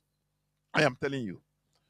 Because if we know some of the secrets that are in our land, Britain is using, we will not waste time. We become more suicidal in fighting for our freedom. We become more suicidal. You hear what I'm saying? Let us continue listening. Is Niger Delta people that should be marginalized? Because what God gave them, we are taking it from them, and they don't have anything to show. Overall, what I was saying is that let's change the system that will encourage production from all parts of Nigeria. We are all endowed. What the man is saying is right, but it's no more possible. That states should stop sharing money in Abuja, because that is exactly what is happening right from time. They go to Abuja, they share money. You know, do you remember Amechi when he was, is he Minister of Housing or what? His leaked clip. He said that Nigeria is helpless and hopeless. Have you forgotten that Nigeria is helpless and hopeless? No person is working, only to go Abuja and share money. So you can't do nothing. You are just wasting your time. Nigeria is helpless and hopeless. Have you forgotten? I played that clip here for many days, if not weeks. Have you forgotten? So what this man is proposing is too late, because the Fulani, they will not allow it. They will not accept. Nigeria is going to sudden death, sudden destruction. Let me tell you why. Look at what the vice president said about that discussion of restructuring. Listen. Elon Musk is talking about constricting the journey from London to New York to 31 minutes. But unfortunately, the topical issue in Nigeria is restructuring. Restructuring my foot. Do you see the venom? And if you is on social media, you watch the venom in his face. He said Elon Musk is making plans of talking about building aeroplanes that will fly from New York to England in 30 minutes. And in Nigeria, the discussion is restructuring. You say restructuring my foot. Listen again, please. In Nigeria, is restructuring. Restructuring my foot. To hell with restructuring. Let's improve on the quality of governance. He said to hell with restructuring. Do you see? But let me tell you, Fulani are the first people that started Araba. That is moving out of that enclave called Nigeria. When Mazi Nnamdi Kanu said something in one of his broadcasts, he said one of the main qualities of a leader is the ability of sound judgment. Sound judgment.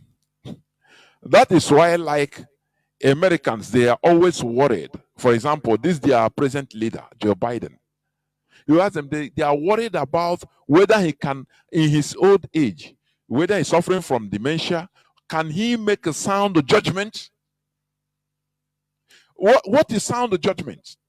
About not only for now, in the next 10 years, the actions, the policies you are trying to put, how is it going to affect our people in the next 10 years, in the next 20 years, in the next 30 years, in the next 50 years? That is sound judgment. To make deductions. That is why, I used to say it. One of the main problems we used to have in Igbo, we as a people, leadership. People are on the helms of affairs. They don't used to have one sound judgment. They don't used to see the generality of things before taking the decisions. They take decisions based on their perspective, what they think, what I think, not what is obtainable.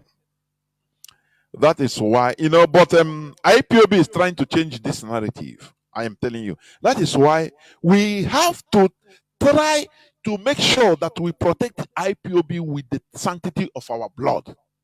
No person should joke with IPOB for us. With IPOB, with us.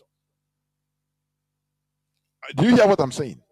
We have this problem of, just check the whole episodes of leaders of Igbo extraction, political leaders. Check them. I'm not vilifying, but what I'm talking about is historical facts. Nnamdi Azikiwe, the first person, he committed the catastrophic judgment. Mbono Jike was warning him. Now, these people, these English people, you trust them too much. That Mbono Jike said, The only Englishman I trust is the one that is no more breathing. The one under 6 feet. That is the one I trust. You know what Azikiwe told him? Don't worry. Nah, yourself. You don't know me. You don't know Zeke of Africa. Zeke of Harvard. Zeke that do undo. We always is a sickness. It's a weakness in us. This thing I'm saying, I observe it is weakness. We always judge things based on this our, how can I call it? Very narrow perspective. You see your world. Igbo man sees his world, the whole world as that 200 meters radius he's staying. That's it. That's why you see on social media, Igbo man once he get one he can or the other. He now thinks that the whole world is revolving around him. That thing is weakness. He will no more think more far ahead. Biafrans in general is like that. It's like that. Do you remember when this guy, Asari Dokubo? Do you remember when the first time Tinubu entered office? When he was elected, Asari Dokubo was invited. You know, that time it was hot. He went to shake hand, visit Tinubu officially under this thing, under camera. Asari Dokubo now thought that he is above Nigeria as an institution. You see, I'm telling you, I'm giving you an example of how our people behaves. He immediately went to the conference room. He leveled the whole allegation. He condemned the Nigerian, not one military personnel or two generals. No, he said Nigeria. He talked down on the Nigerian military all as an institution. Do you know why he did that? Because for him, it's finished. He has seen his friend is in power. So who is that person? Who is that institution? What is Nigerian military? What is Nigerian police? They are nothing to him now. That is the direct character of an average Biafran, Igbo man. When I talk of Igbo man, Joy is involved though. Shekiri is involved, the same character. Are you hearing me? So, when he committed that atrocity, verbal atrocity, President Tinubu distanced himself from him. You see that? Because he's not political. Our people, we are not political. We don't play good politics. That's why we are suffering. Because what we are suffering, it comes partly also from the very bad politics of our political elites, right from beginning, right from Azikiwe. Mbono Jike wanted Azikiwe. Instead of Azikiwe to even, he set Mbono Jike up, and he swore an oath that killed him. Ekpetiaba killed him. You know the story. He made him soil his hand, and he activated for him to go and swear oath. Indirectly, he activated. Azikiwe planned all those things. They removed him from the scene. Did the Azikiwe have a sound of judgment? The answer is no. Now, when you take about Agironsi, the same thing. Is it not the same thing? It's what has been, following us. So we need to get it right. It's not out of sentiment. Because we are suffering from sentiment. Nothing mega. Nothing. Only was saying nothing. That time original for judging some dollars and pounds. Even Joe Biden Gabia Poro Yishinal. Without him knowing that America, if they happen, if they switch off the satellite that provides network for phone, everything, he will not even have any Facebook to do video with. Once our people are elevated in certain level, they believe that it affects the judgment. It affects it. I see it. It takes, that is why I applaud to the brood of IPOB leadership.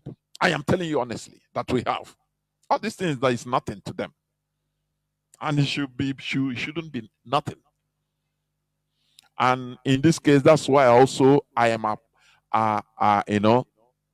urging our media warriors.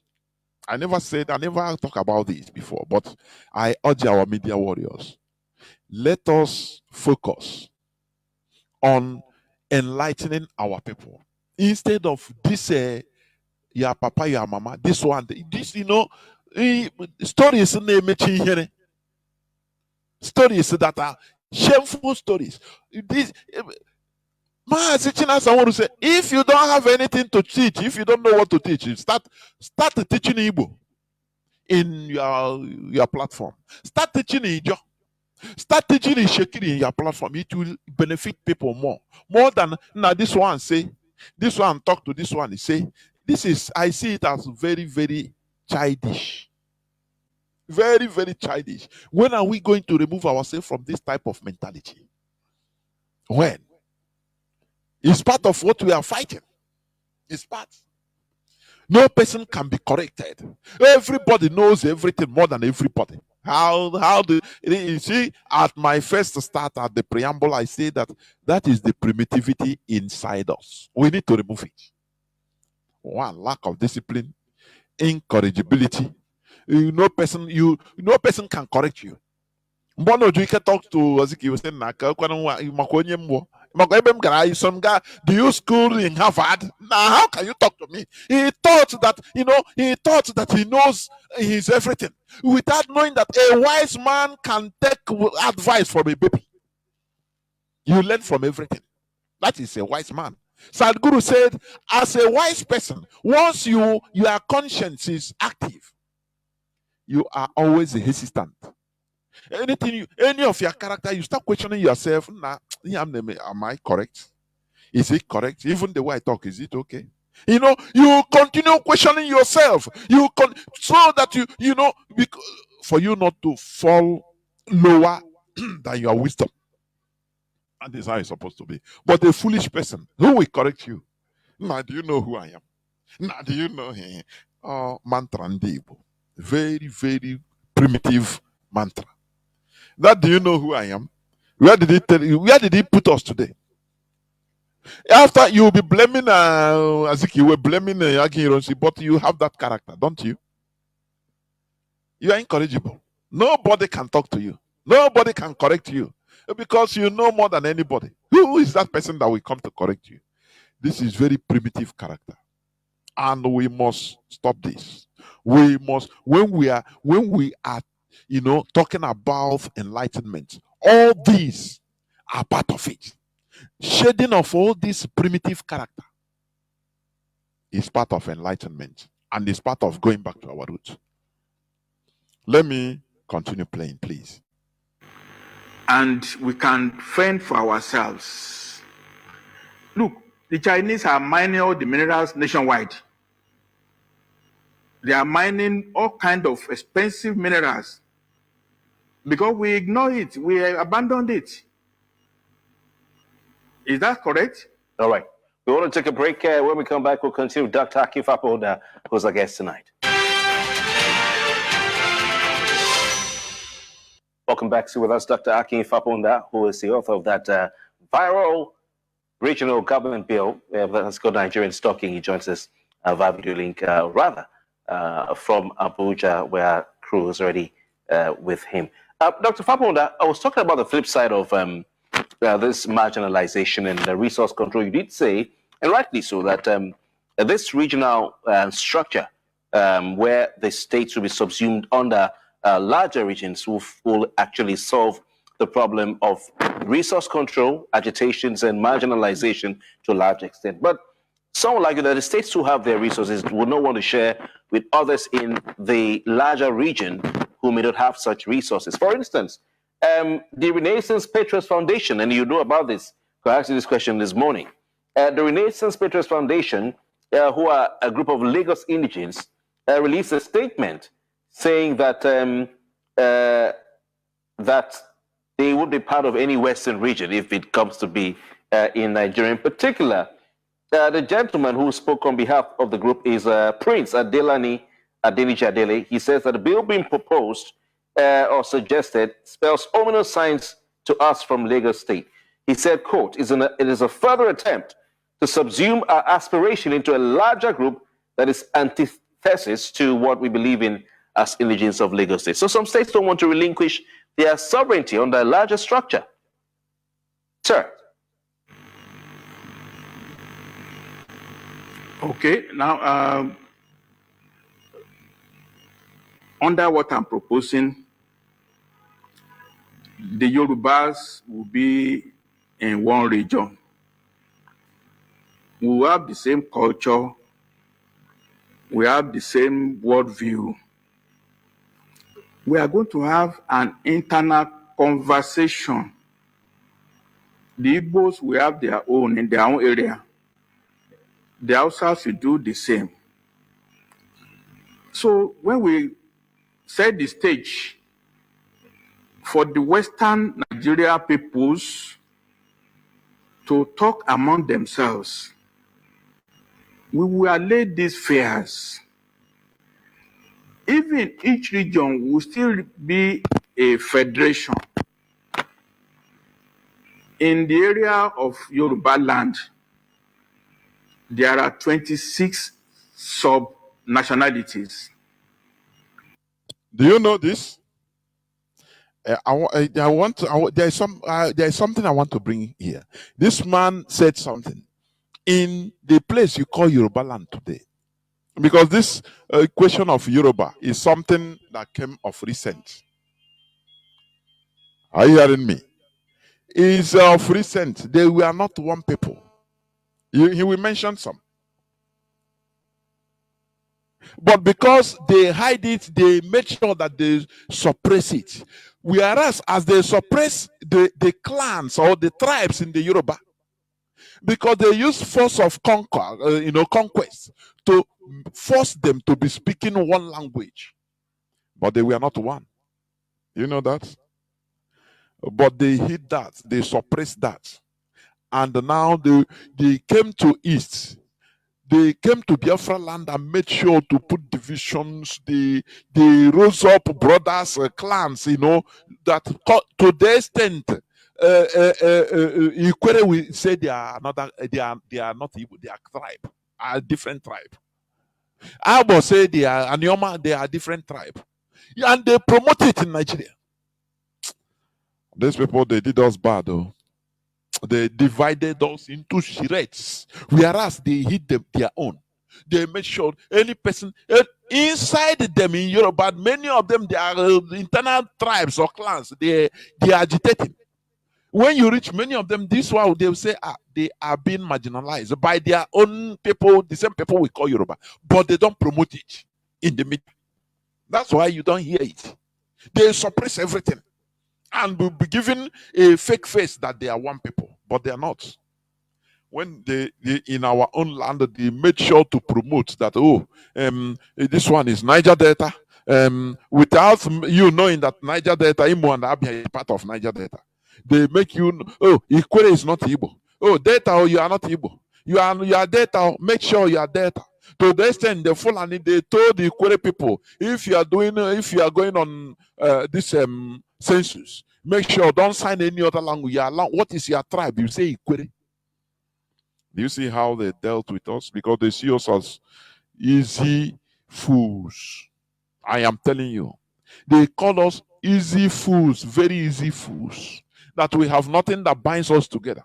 Religion, we have our natural culture that binds us together, but the Europeans help them to thwart it, to make us hate our culture, run away from our cultures. But it is evil. So there is nothing again that binds us together. The church, the Christianity you talk, it divided us into more piecemeals than anything. So now everywhere have a free hand in dealing with us, thwarting us. dividing us. Brothers are divided. Okay, can I say hey, they are not Igbo? What is this? What is? How do you call 1, 2, 3? But what is your language? Ikwere. What is your language? Abo. This man is trying. We mention it. That's why I love him. And after this person, we shot him. That the journalist, we said, "Don't worry, forget about. Don't worry, don't worry," because that is the place they don't want us to be hearing. But had it been in use Igbo as an example, for example, in East, he will start mentioning Ikwere as a tribe, and the one they will promote it, say yes, you are right. But who are the foolish people? It's we. It's we that are foolish. We that allowed ourselves to be divided into piecemeals. It's we that are foolish. Listen. There is the Aworis. Awori. There is the Ijebu. Ijebu. Awori, Ijebu. These are not one people, but they forcefully maintain one face as one people. But when you meet them, we tell you that I'm Ijebu. Even if you are quarreling with another Igbo, you will tell you think that I'm Ijebu, I be Ijebu. I will tell you, say I be Ijebu. That time you will know who that they have different clans. It's not the same people. But when they are showcasing outside, they showcase to themselves as one people. That is wisdom, isn't it? Ourselves, we allow ourselves to be divided and we accept it. We accept it. Today I had somebody send me something, say they want agitation for all states. I laugh. Why we are trying to, gather ourselves, people, useless people, they are all states, so that to divide, create another state. The more you create, the more our people take that created state as if is how teach the law. They forget who we are. Answering any name we are being called. Answering any name we are being called. Today, if you go to even Onitsha, looking for house, according to reports you are getting, they will tell you, are you from Abakaliki? No, we know they give a landlord, we know they give a Abakaliki person house. This is the utter discrimination that we will never allow in our land. Let us have a report. If we have any report, now we tell the person, can you tell us the address of that house? Only you as a landlord. Now you build your house, right? Only you will live in that house. Because these are characters we are shouting. We don't want this. We are shouting. We are marginalized. We are discriminated upon. But when we come to our land, we start the same evil. How do you think that we are going to even get freedom with this type of mentality? With this type of mentality. Anambra we say Imo and Ima Mambala. When did Anambra come into being? When did Imo come into being? When? 1967 of yesterday. Now we take anything we are being called as useless Homo sapiens. We take anything we are being called. We take Onebusia. But after we'll be blaming our brothers in the coastal region. We don't need this type of thing in our land. IPOB is a state actor, for your information. Forget about all the things that IPOB is in charge of our land. They are fighting a lost battle against IPOB. These are things we will not like, we will not want to have in our land. All this type of, colonism and discrimination because of where the person come from. Hey, onye Obosi, I don't want you. Onye Allah, I don't want. This is arrant nonsense we don't want in our land. We have to sanitize ourselves before looking for sanitizing others. We need to. This man is talking about the clans or the tribes in Yoruba land. They are worried the Igba, the Ijebu. There is Egba, there is Yewa, there is Ibadan, there is Ijesha, there is Ekiti, there is Laje, there is Okeogun, there is Igbomina. Okay. There is Okun. All these are entities in Yoruba land. He wanted to call it as it is, tribes, but he changed. I'm watching him. He changed. He paused there. He changed. Remember, because the man is highly diplomatic. You know, if it's an Igbo man talking, he doesn't choose his word. He will say, all these are different tribes. And then there are different tribes in Igbo land. Well,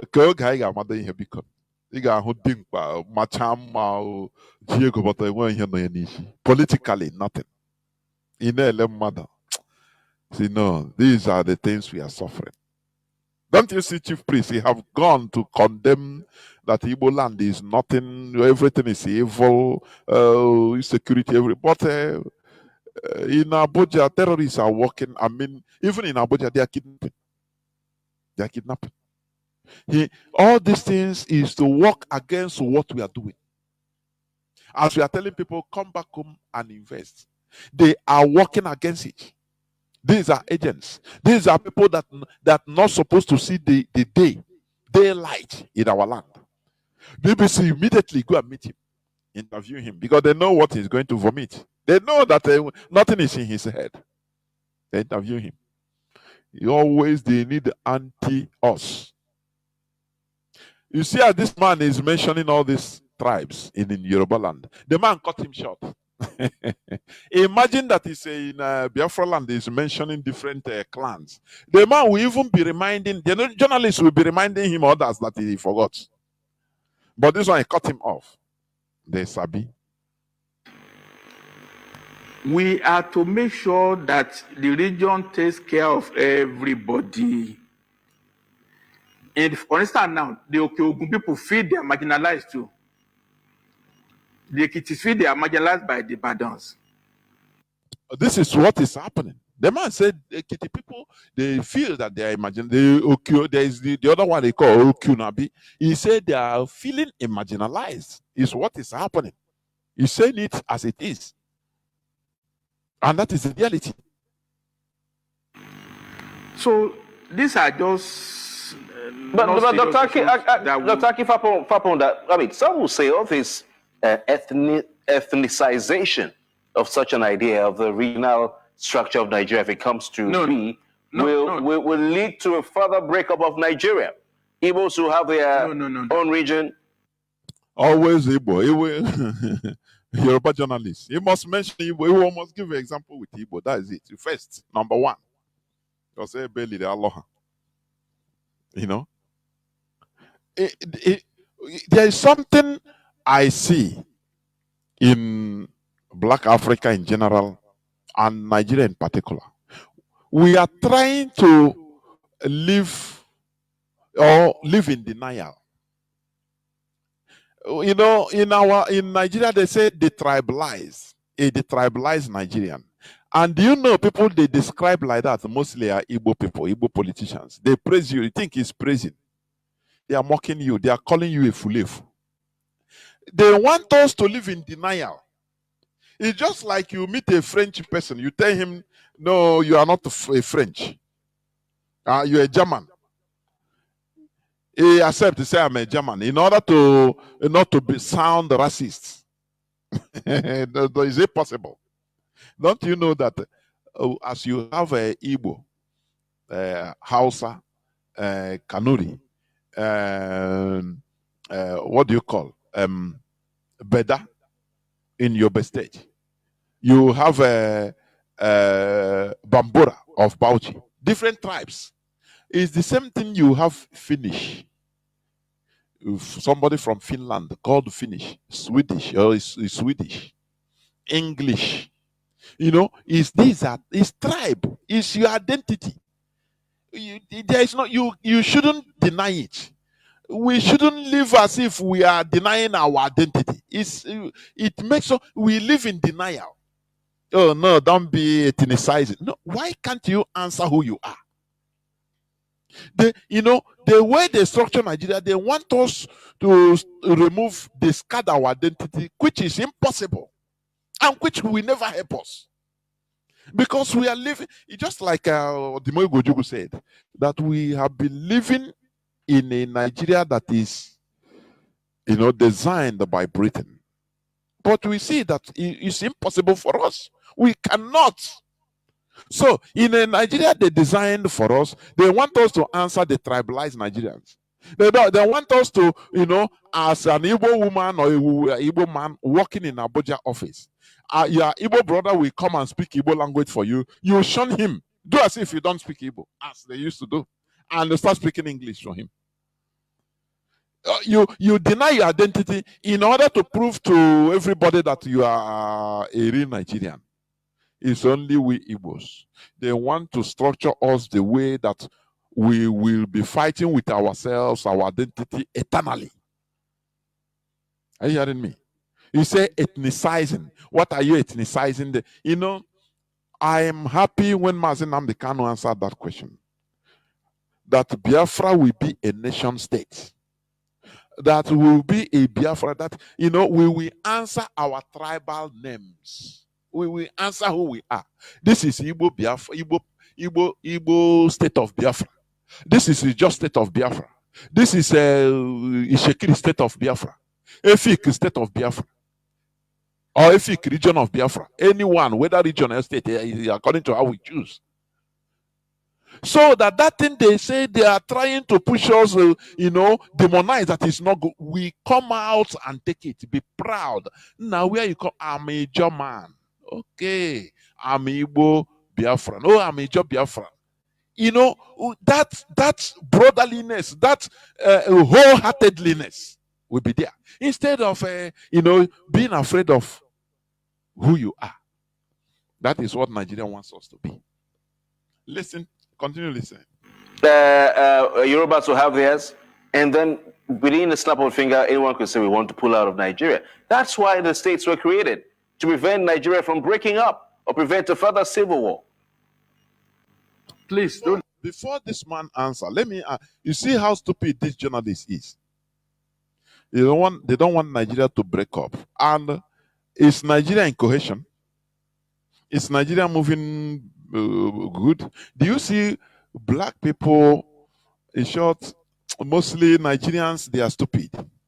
Something has been going wrong. You don't want to identify and say, let us ask ourselves, what is the problem? This breakage of Nigeria, are we 200 years back? There was nothing like Nigeria. 150 years back, there was nothing like Nigeria. So why are we talking about a breakage of Nigeria? As if it is the end of the world. As if without it, we are all gone. As if breakage of Nigeria is something unnatural. Nigeria is the only thing that is unnatural. Breakage of Nigeria is for us going back to our natural selves. Are you hearing me? So when they promote it, breakage of Nigeria, breakage of Nigeria. What is Nigeria, for goodness sake? What is Nigeria? Listen. Let us use words that are applicable. Europe in the last century, the French, the Germans, the Finnish, the Swedish, the Danish, they are all occupying Europe. Even United Kingdom, there is the Welsh, there is Scottish, and the British.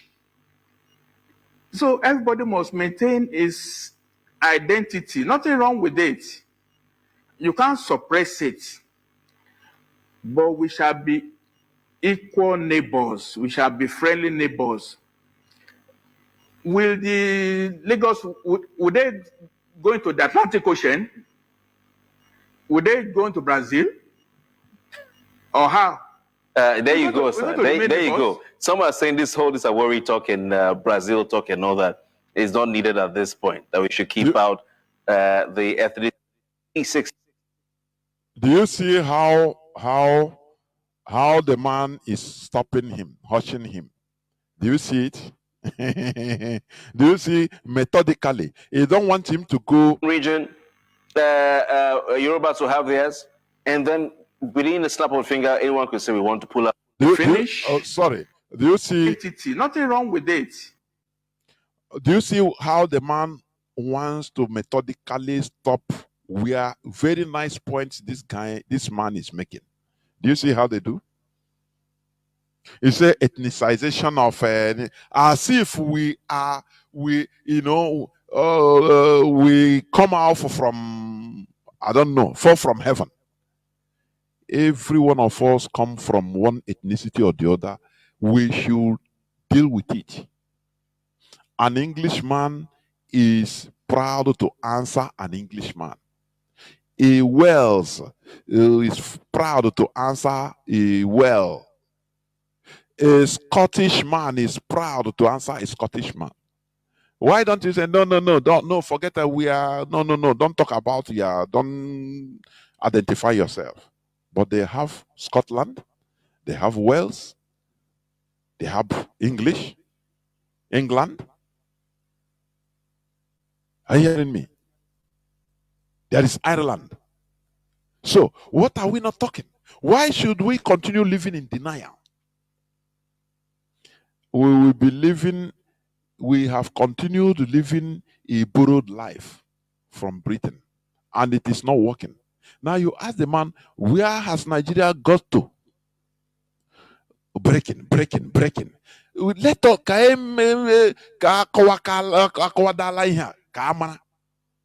Nigeria will break. As if it is natural unbreakable. We should keep out the ethnicities from this. But let's leave that out. Let's leave that for now. What will be the state, Dr. Fapona, the fate of state governments and civil servants if this bill is passed? What will be the fate of the civil servants under the different states? What will be the state, Dr. Fapona, the fate of... Would they go into Brazil? Or how? There you go, sir. There you go. Some are saying this worry talk and Brazil talk and all that is not needed at this point, that we should keep out the ethnicities from this. But let's leave that out. Let's leave that for now. What will be the state, Dr. Fapona, the fate of state governments and civil servants if this bill is passed? What will be the fate of the civil servants under the different states and those who work in the state administrations?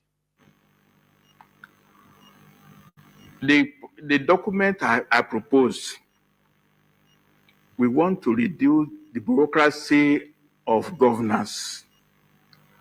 We have 36 governors, 36 state executive, 36 House of Assembly. Each assembly has at least 25 members. 724 local governments, chairmen. They have also parliaments. 90% of the revenue goes to serving the people. There are no roads, no schools, no hospitals. You're talking about unemployment, sir. Unemployment. All those in the federal and the state government employed will be rendered unemployed. Okay, the people in government, they employ themselves. If you are a senator, instead of spending 100 million to run for election, go and set up an industry now. Why must it be government that you are eating all the time? Dr. Fapon, are you going to send this to the National Assembly? Finally, will you send this to the National Assembly yourself, and when? Finally. I will stop here. You see, people are tired in Nigeria of the system. I am telling you. People are tired. Both the Yoruba, both the Hausa. But the problem they have is shame. Oh, anything now, they will say they succumb to Igbo. Oh, they succumb to this Biafra thing. That is the only thing that is holding many of them. I am telling you. So, the Fulani is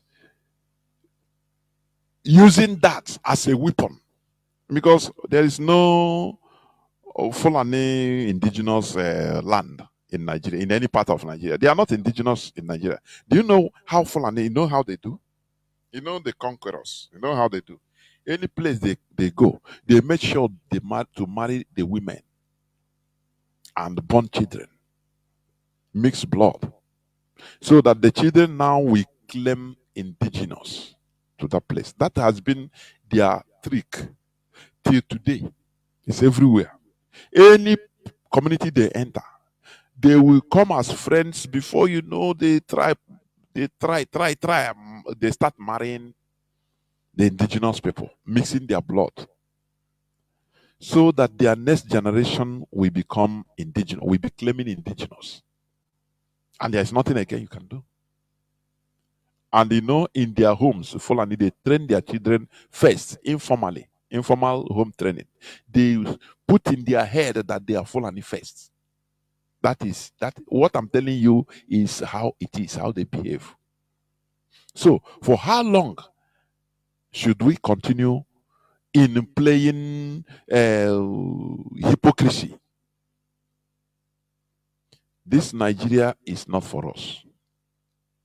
You see how we are being manhandled. I am happy that one senator, Senator Shehu Sani, he tweeted something. He used to be outspoken. He tweeted something. Let me see. I think I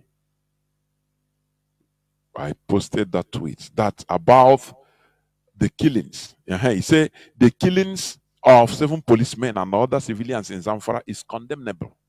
The atrocities of these criminals must not go unpunished. They are not criminals, they are terrorists, organized terrorists. Criminals are different from, these people, they know the choice of words. They are organized. Criminals are just acting just for personal interests, 1 or 2 only. But organized terrorists, they have an ideology guiding them. They are not working for their own personal interest. No, for the general interest, the larger interest of the organization.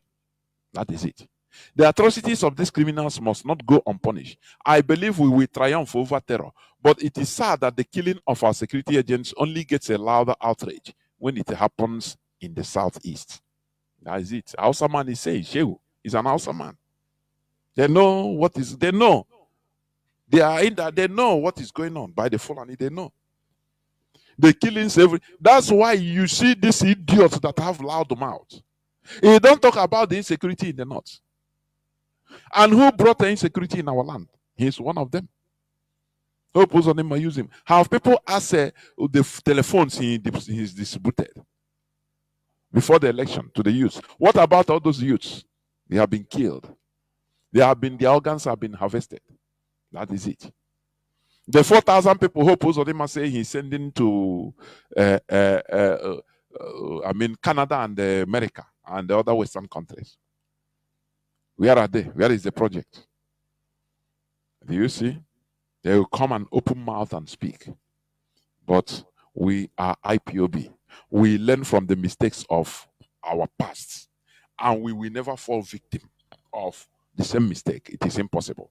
This is where I'm going to stop. I will go into a few minutes break. And when I will open the line so that our people will call in. Please do not go away. I will be right back. Do not go away, please.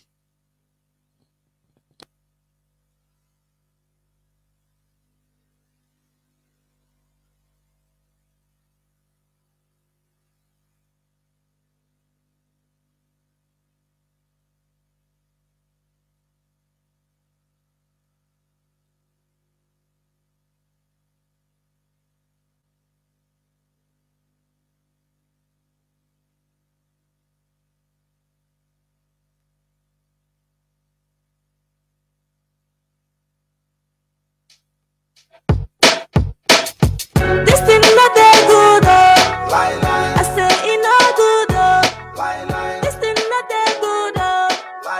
No one knows tomorrow. Oh yes. Oh yeah, make una open on ear. Hear this one.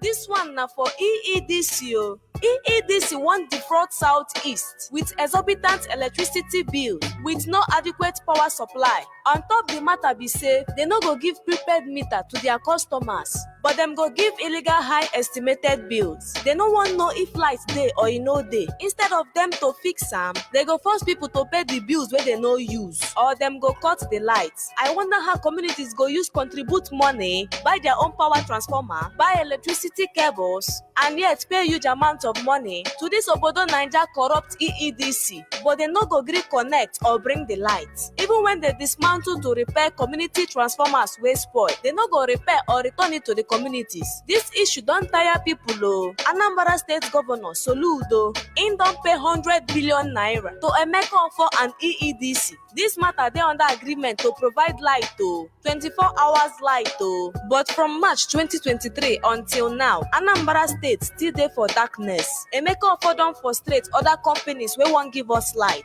The koko be say EEDC na the reason why Southeast no dey develop. This thing no dey good o. I say e no good o. This thing no dey good o.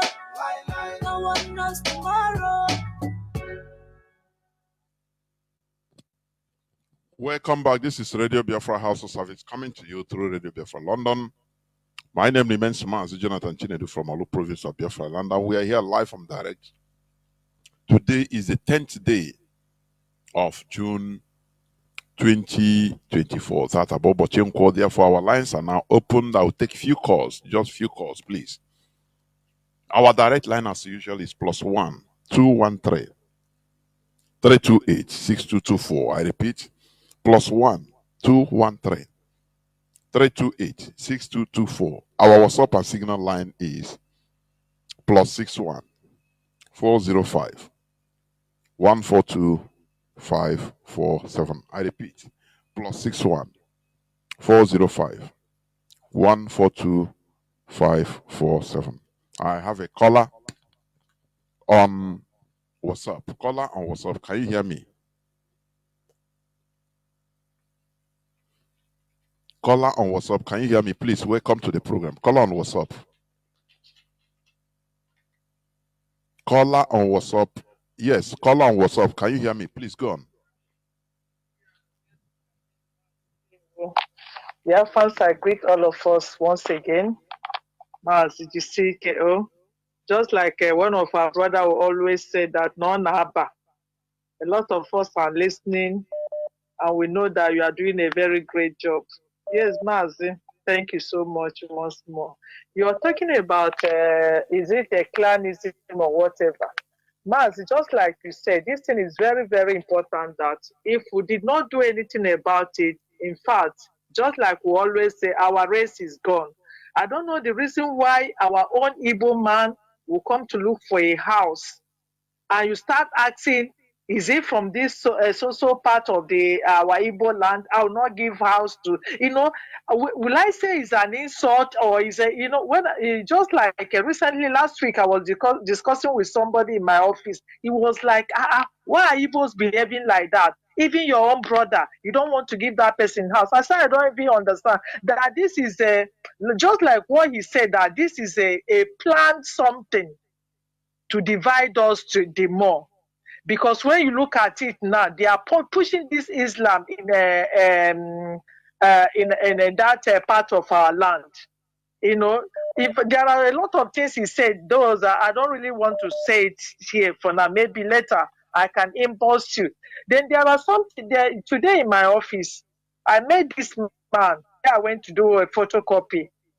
Just like I said, I work with one of these organizations. So this man now came. Somebody just entered, wanted to make photocopy. Say, let me go to the other place. I said, don't go there, stay here and do it. Then one Yoruba man just said, why did you tell him not to go there? Is it because this is an Igbo man? I say, yes. Why won't you stay and do it in my brother? He said, your brother. Why? He said, me, I'm not tribal. I said, me, I'm very, very tribalistic. He said, madam, why are you talking like that? I said, yes, I'm an Igbo lady, and I'm very, very tribal. And I'm asking him, I said, for instance, if you have somebody, two people now, they have a problem, and you want to help, who will you help? One is Igbo, one is Yoruba. Who will you help? He said, I said, tell me the truth. Don't put statement. Who are you going to help? He doesn't want to go straight. I said, okay, if you don't want to go straight, me, I will help my brother as an Igbo person first, because I'm very, very tribal. I say, if you are not tribal, you will not love yourself. You have to love yourself first before any other thing. He said, that means you will not allow your children to marry another tribe. I say, lie. None of my children will marry any tribe, any other tribe, apart from my own tribe. The man was, madam, why are you like this now? I say, yes, this is who I am. Don't you want me to be who I am? I love myself, I love my tribe, and none of my children will marry outside my tribe. This man was just looking, say, Madam, now wow, he just left. Yes, man, just like what we are saying. If you don't love who you are, if you don't love yourself, your enemies will even hate you the more. Just I always tell people, you have to, when we Igbo stop loving ourselves, and you see that other race will be scared of us.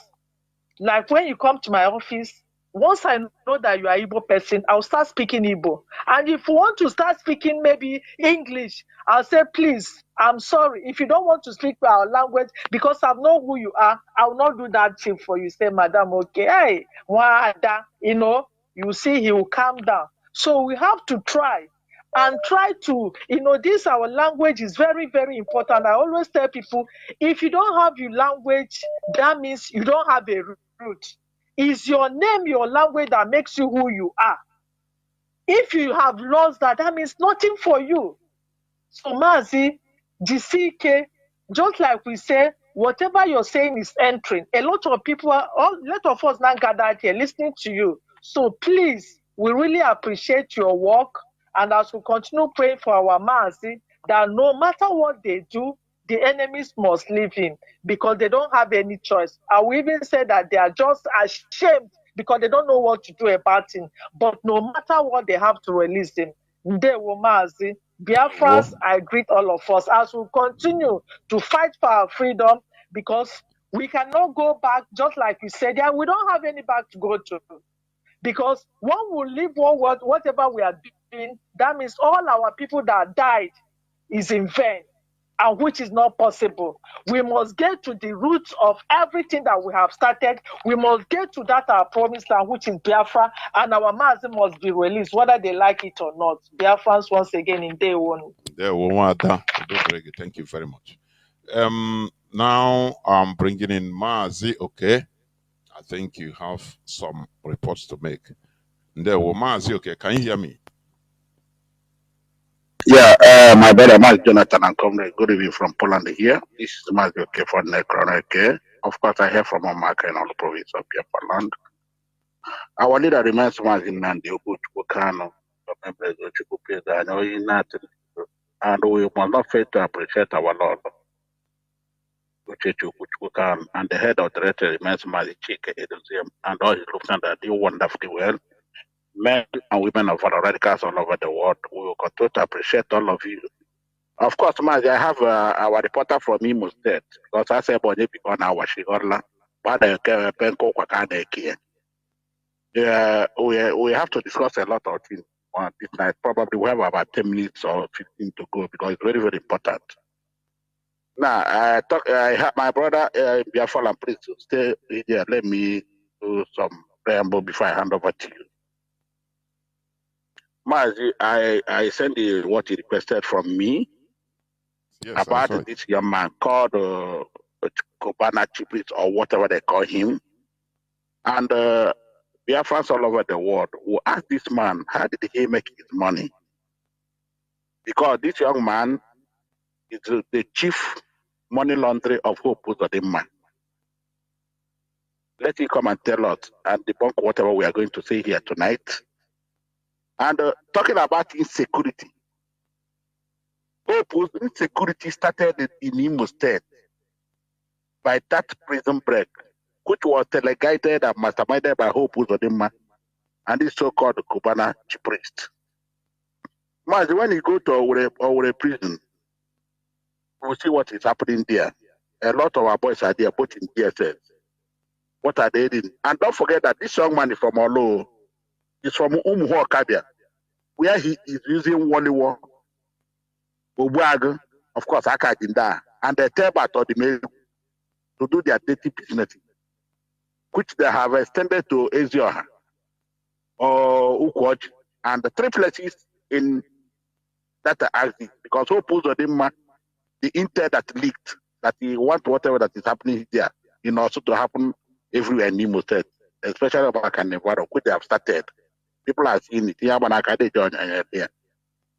Now, this young man called Kubana Chipri, Hope Uzodimma, you remember when Hope Uzodimma was giving telephones and the cars use this young man to do that dirty business. And I want to tell Biafra, that is hotel, India Hotel, is worse than Otokoto in Owerri. That is the place they kill and harvest our people. Biafra must not forget the press release by Aladima and FMC Owerri when they were asking, when they wanted to do mass media because their mortuaries are filled up, which IPOB wrote against. There was press release in respect of that. Today we don't know what really transpired there. Then Cubana chief priest went to Lagos, started insulting our beloved local maid in Aba and all of them.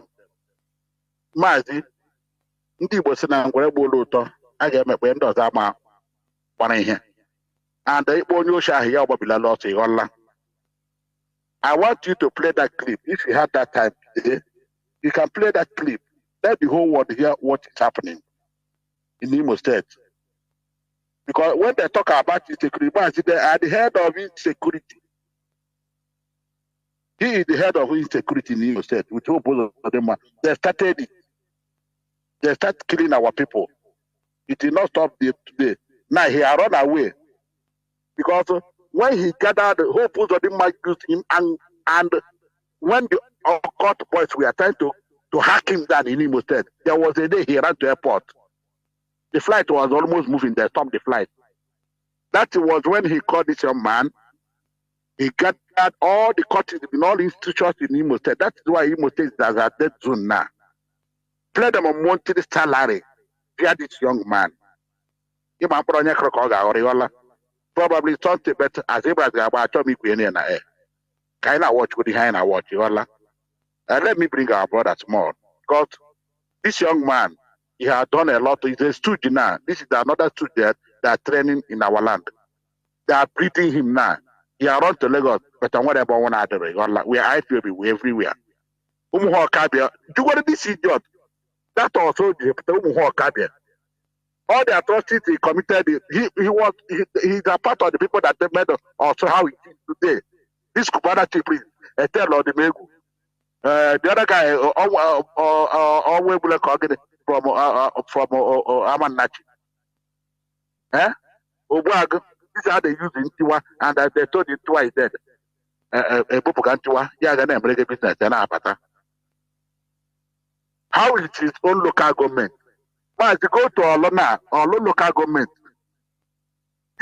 the atrocity that is going there now, but it cannot imagine. All the local government in Imo State, go to the local government, see what army is in there. Everywhere, Mazi. And let me shock our people. All the police station, go to Omaka, all the police station in Imo State has armored cars. You ask yourself, when something is happening in also, where does those armored cars come from? All the local government in Imo State is a place that are killing our people, harvesting our people. All the local government, no exception.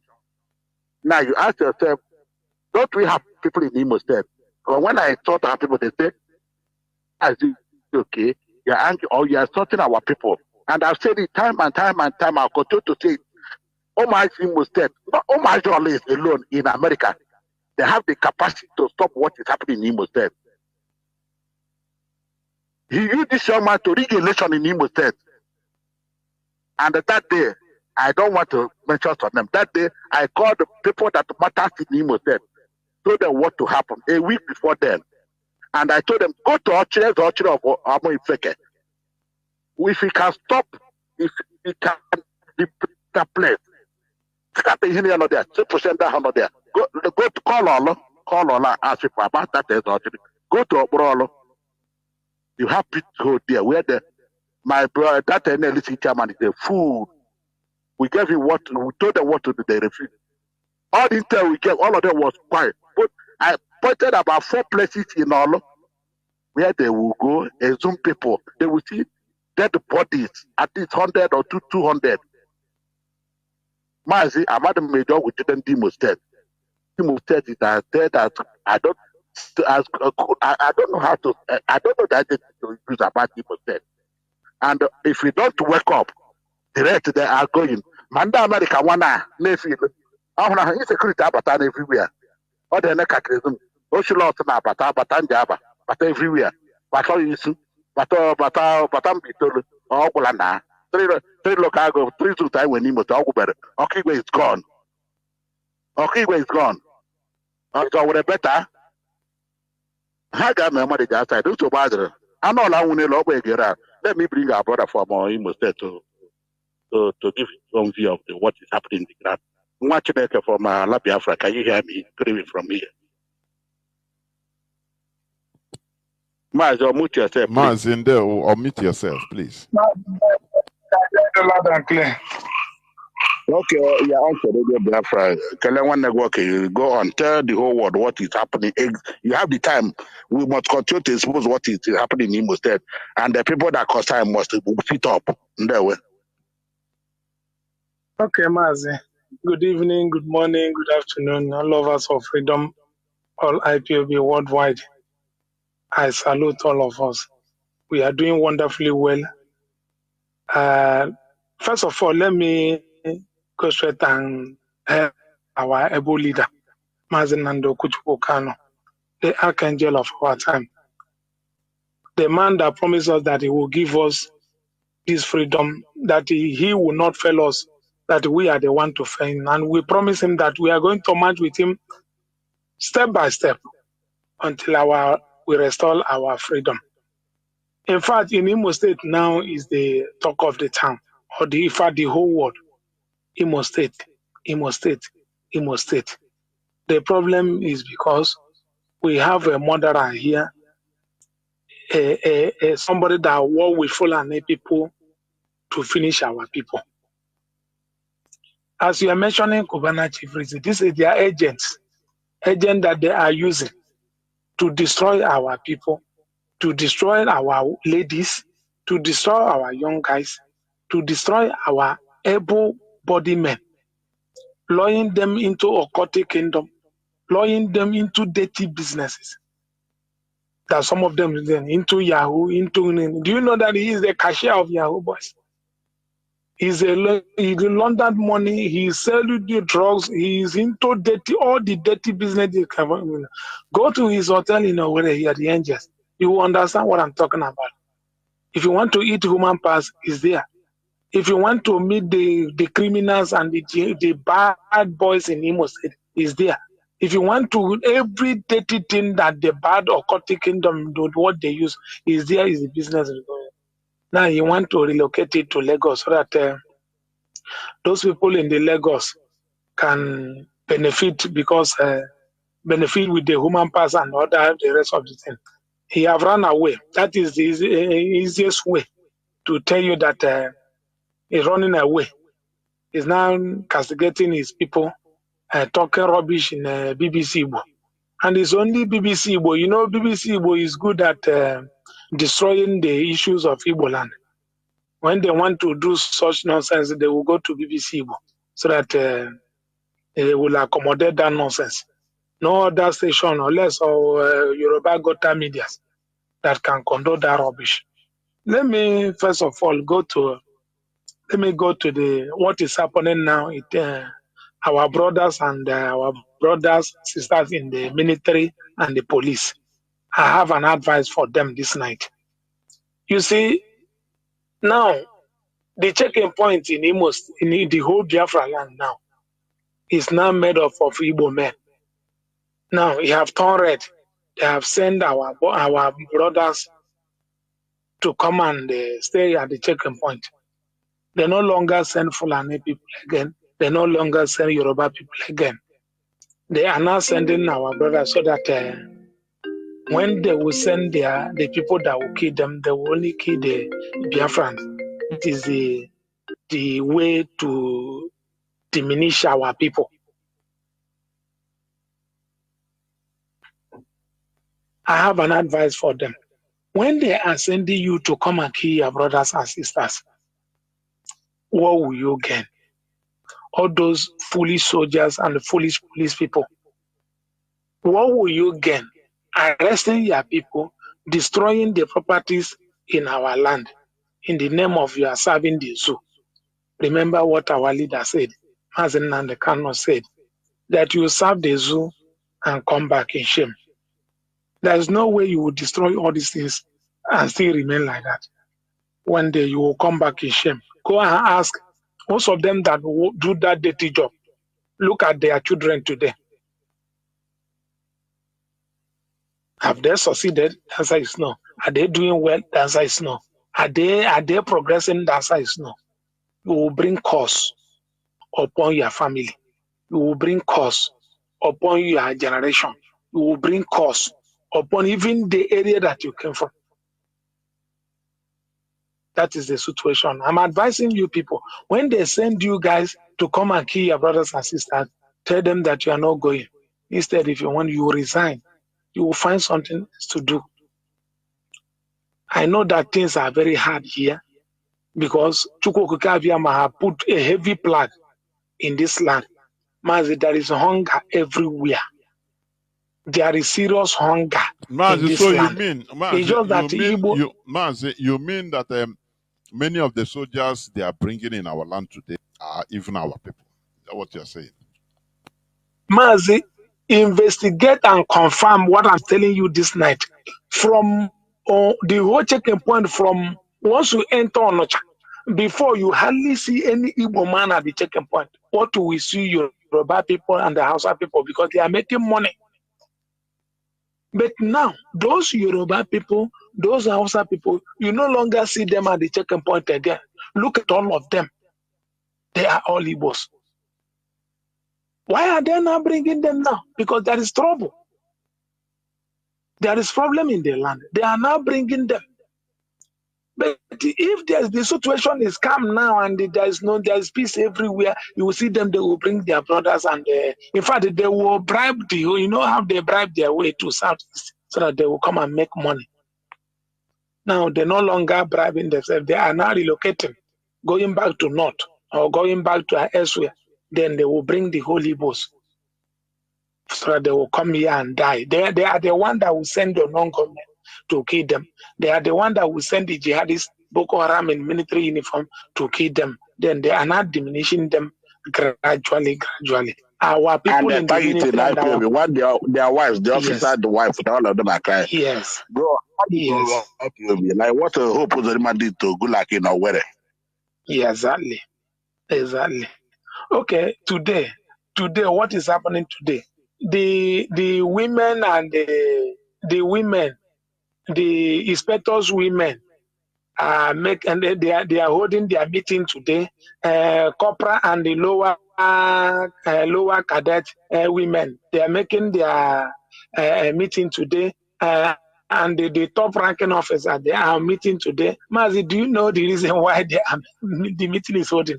Because of the wife of the IG is coming down to Imo State.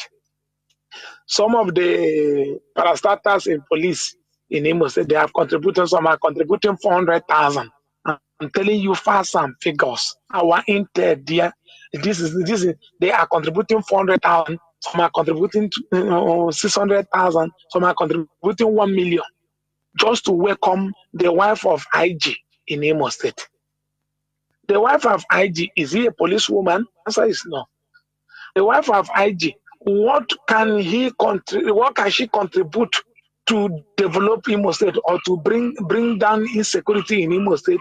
The answer is no. She cannot contribute anything. Just she is coming to take money, to pack our money, to pack the little one in the police hand, and then go back. That is the duty. It's not even the IG that is coming. Their wife is coming down to Imo State. That's why the whole parastatals of police are contributing money so that when she will come, she will go with a lot of money. And if you fail to contribute the money, they will say you are not supporting the IG. And then they will maybe send you to Sambisa Forest where you will go and die. So everybody, all of them, they are all afraid. Mazi, can you believe our people in the police, if there is promotion or if there is a redeployment, they have to bribe themselves out unless they want to die.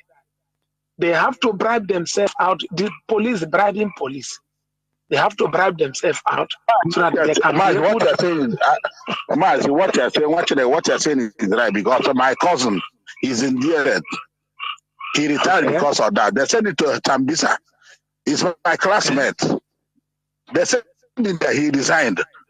I asked him, man, if you don't want to resign, go and die. My Obin Boma can confirm that. So what you're saying is, those of them that their wife died, what is happening today? All those are back. Anyway, go on. I don't want to interject. So those for you to redeploy yourself or to remain in Imo State, you have to bribe yourself. You have to give bribes. Some are paying 100,000, some are paying 50,000, just for you to get yourself in a place where there is no crisis. This is what is happening in the police, and the same thing is happening in the military. What kind of a country is this? That without bribing yourself, a policeman bribing fellow policeman, and the military bribing fellow military. Mazi, let me ask just you. For you not to maybe. I heard about what is that Township Stadium has become a place of detention and different types of atrocities by Zite Bubago. Yes, well, please say something about it. I'm coming that side. Yes. Okay. This is, at Okporo, Omotanze, and the nearby villages around that area. The Bubago, the JTF, they are now going house to house, kidnapping our brothers, kidnapping our children. When they kidnap from that Mazi, what is their reason? they will go to Mazi, what is the official reason of doing that? What is the reason? No official, nothing more, nothing else. Once you are a young man from that area, you are gone. I'm telling you, if you go to that village, those villages that I'm telling you now, no single youth in that area anymore. It's just aged people and the small children. That's let me help you because I'm from that area. Let me help you. You see, when we talk about this Banachi priest, he is from Umuakabe, like I rightly said. Imagine when you go to not only Okporo, but Ihioma, but Amannachi, all those areas, there's no go area. And Mwebulemi is there, they planted him there in Amannachi. Obago is there, they planted him there. Eteba they planted him there. And the Walliwa, but thank God, Walliwa and Wago, I think they are done this. I don't know how their situation is now. And the Chinasa one area is from there. CJC Akoli is from there. The worst person we have ever had. Then you talk about Eze Ochiri of Army Feke. He is there. These are the people that are being committing the crime. These are the people that are killing their people. And they are plotting what is happening also there. That temple, they are using all of. They know what is happening there. So why is he running out to Lagos? Okay, now they drag those youths to the Township Stadium. That is where their base are. They come there, both the JTF, all of them are there. Mazi, could you believe that they arrested one engineer at Okporo, took the man there? So the man called one of his friends, the police guy, the aged man. Because if you are a young man trying to release anybody, they will take you in immediately. So they now use the aged man. The man is about 80-something years to go with the wife to go and look for the husband. Mazi, lo and behold, do you know that once they bring you there, they first of all collect your phone. If the phone is where you are, where you receive alert, they will command you immediately to transfer the whole, to give them the code, and they will transfer the whole money in your account. Or else they will threaten you that they will kill you. They have their native doctor there, where they will examine you if you are ESN or non-government. Yes.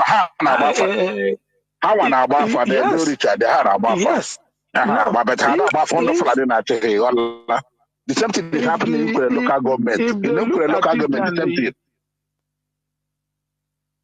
Okay.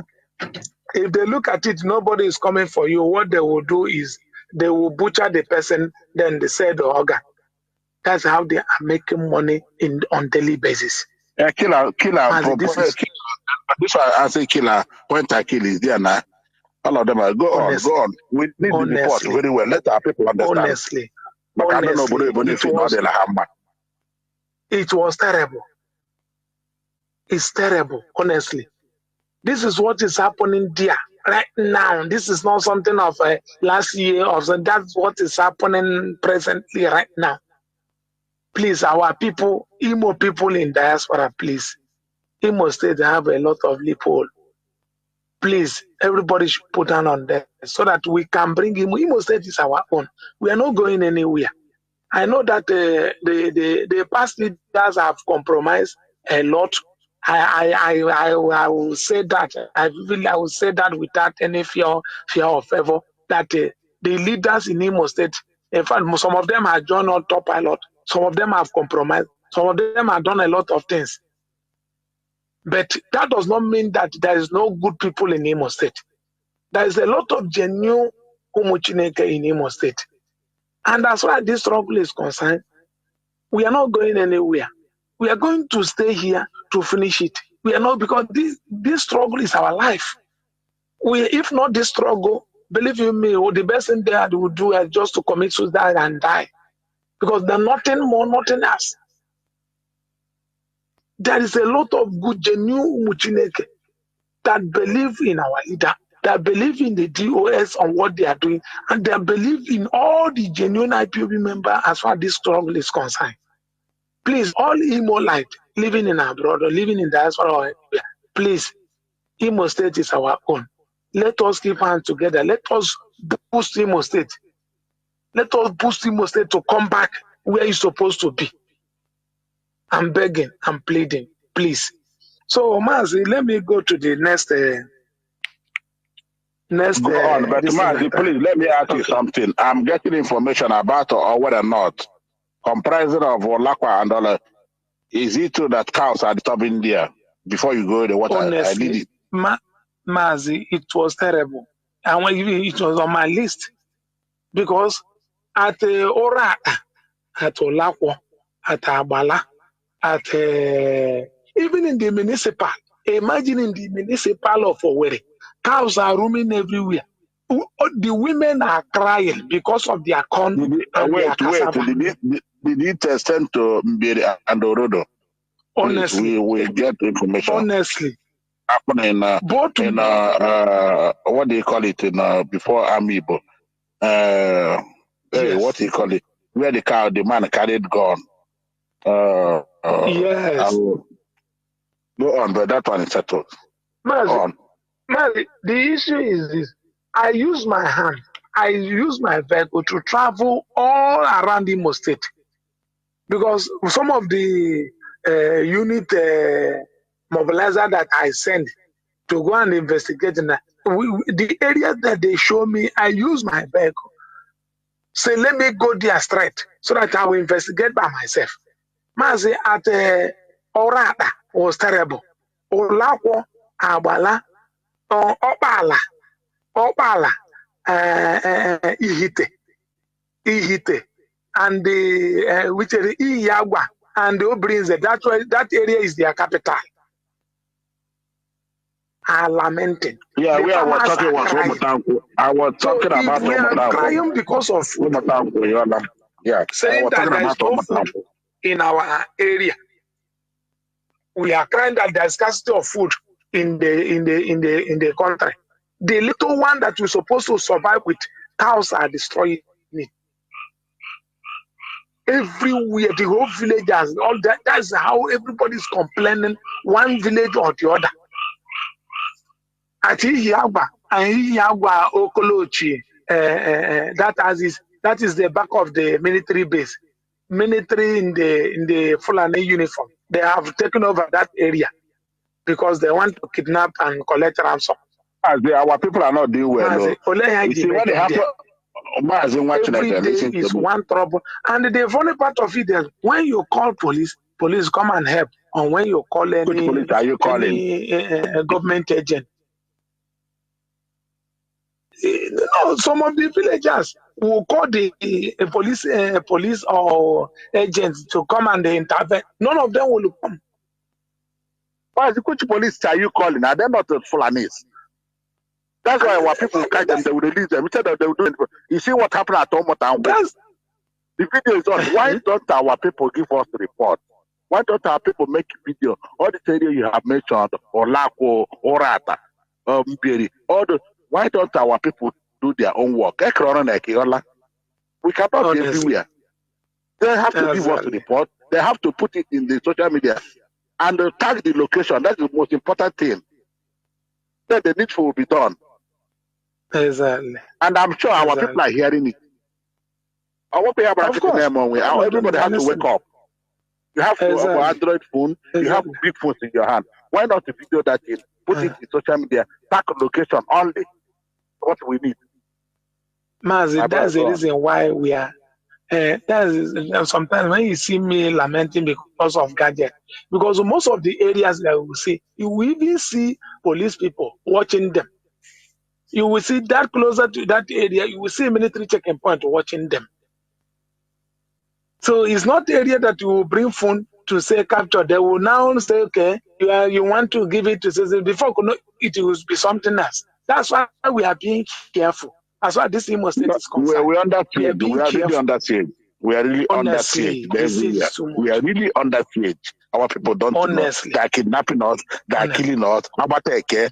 Everywhere. Abateke.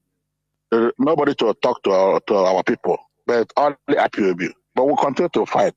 Mazi, give every report we need because we need all of them. Both that people that hope we have the intel, the bag, the wives, everything that help. Let us hear it. We need to hear them this night. Let them wake up.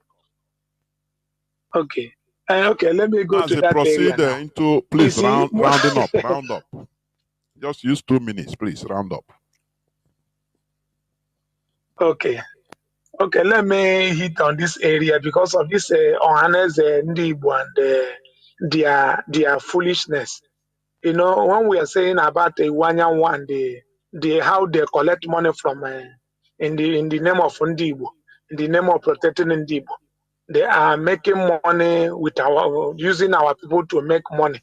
Now they have divided. Some are now at Alibo Foundation. In that Alibo Foundation, Professor Wala, who is the ruling them for 10 years, is still want to continue ruling them, making money with the federal government. Now the election have been held, and he said that he's not going to hand over. Imagine the kind of leaders that we have. Honestly, my dear, how is that more time? But no problem. Thank you, all of us of freedom. Thank you all at POV worldwide. You people are wonderful. We will continue. We are not going anywhere until Biafra come, until our leader is being released. Our leader must be released by hook or by crook. Thank you, Mazi. Mazi, thank you. We'll continue the good work. It's very important. We must continue to show what is happening in Imo State. Very, very importantly now. There were Mazi, good night from here. There were Mazi. There were. Caller on signal, you have been waiting. Caller on signal. Caller on signal. Can you hear me?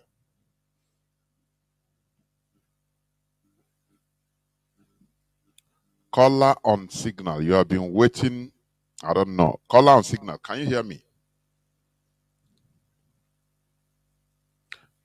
For the last time, Mazi, caller on signal. You have been there since 36 minutes. Can you hear me? No. In the absence of this caller that is here, I will not pick any other call, please. This is where I'm going to end the program.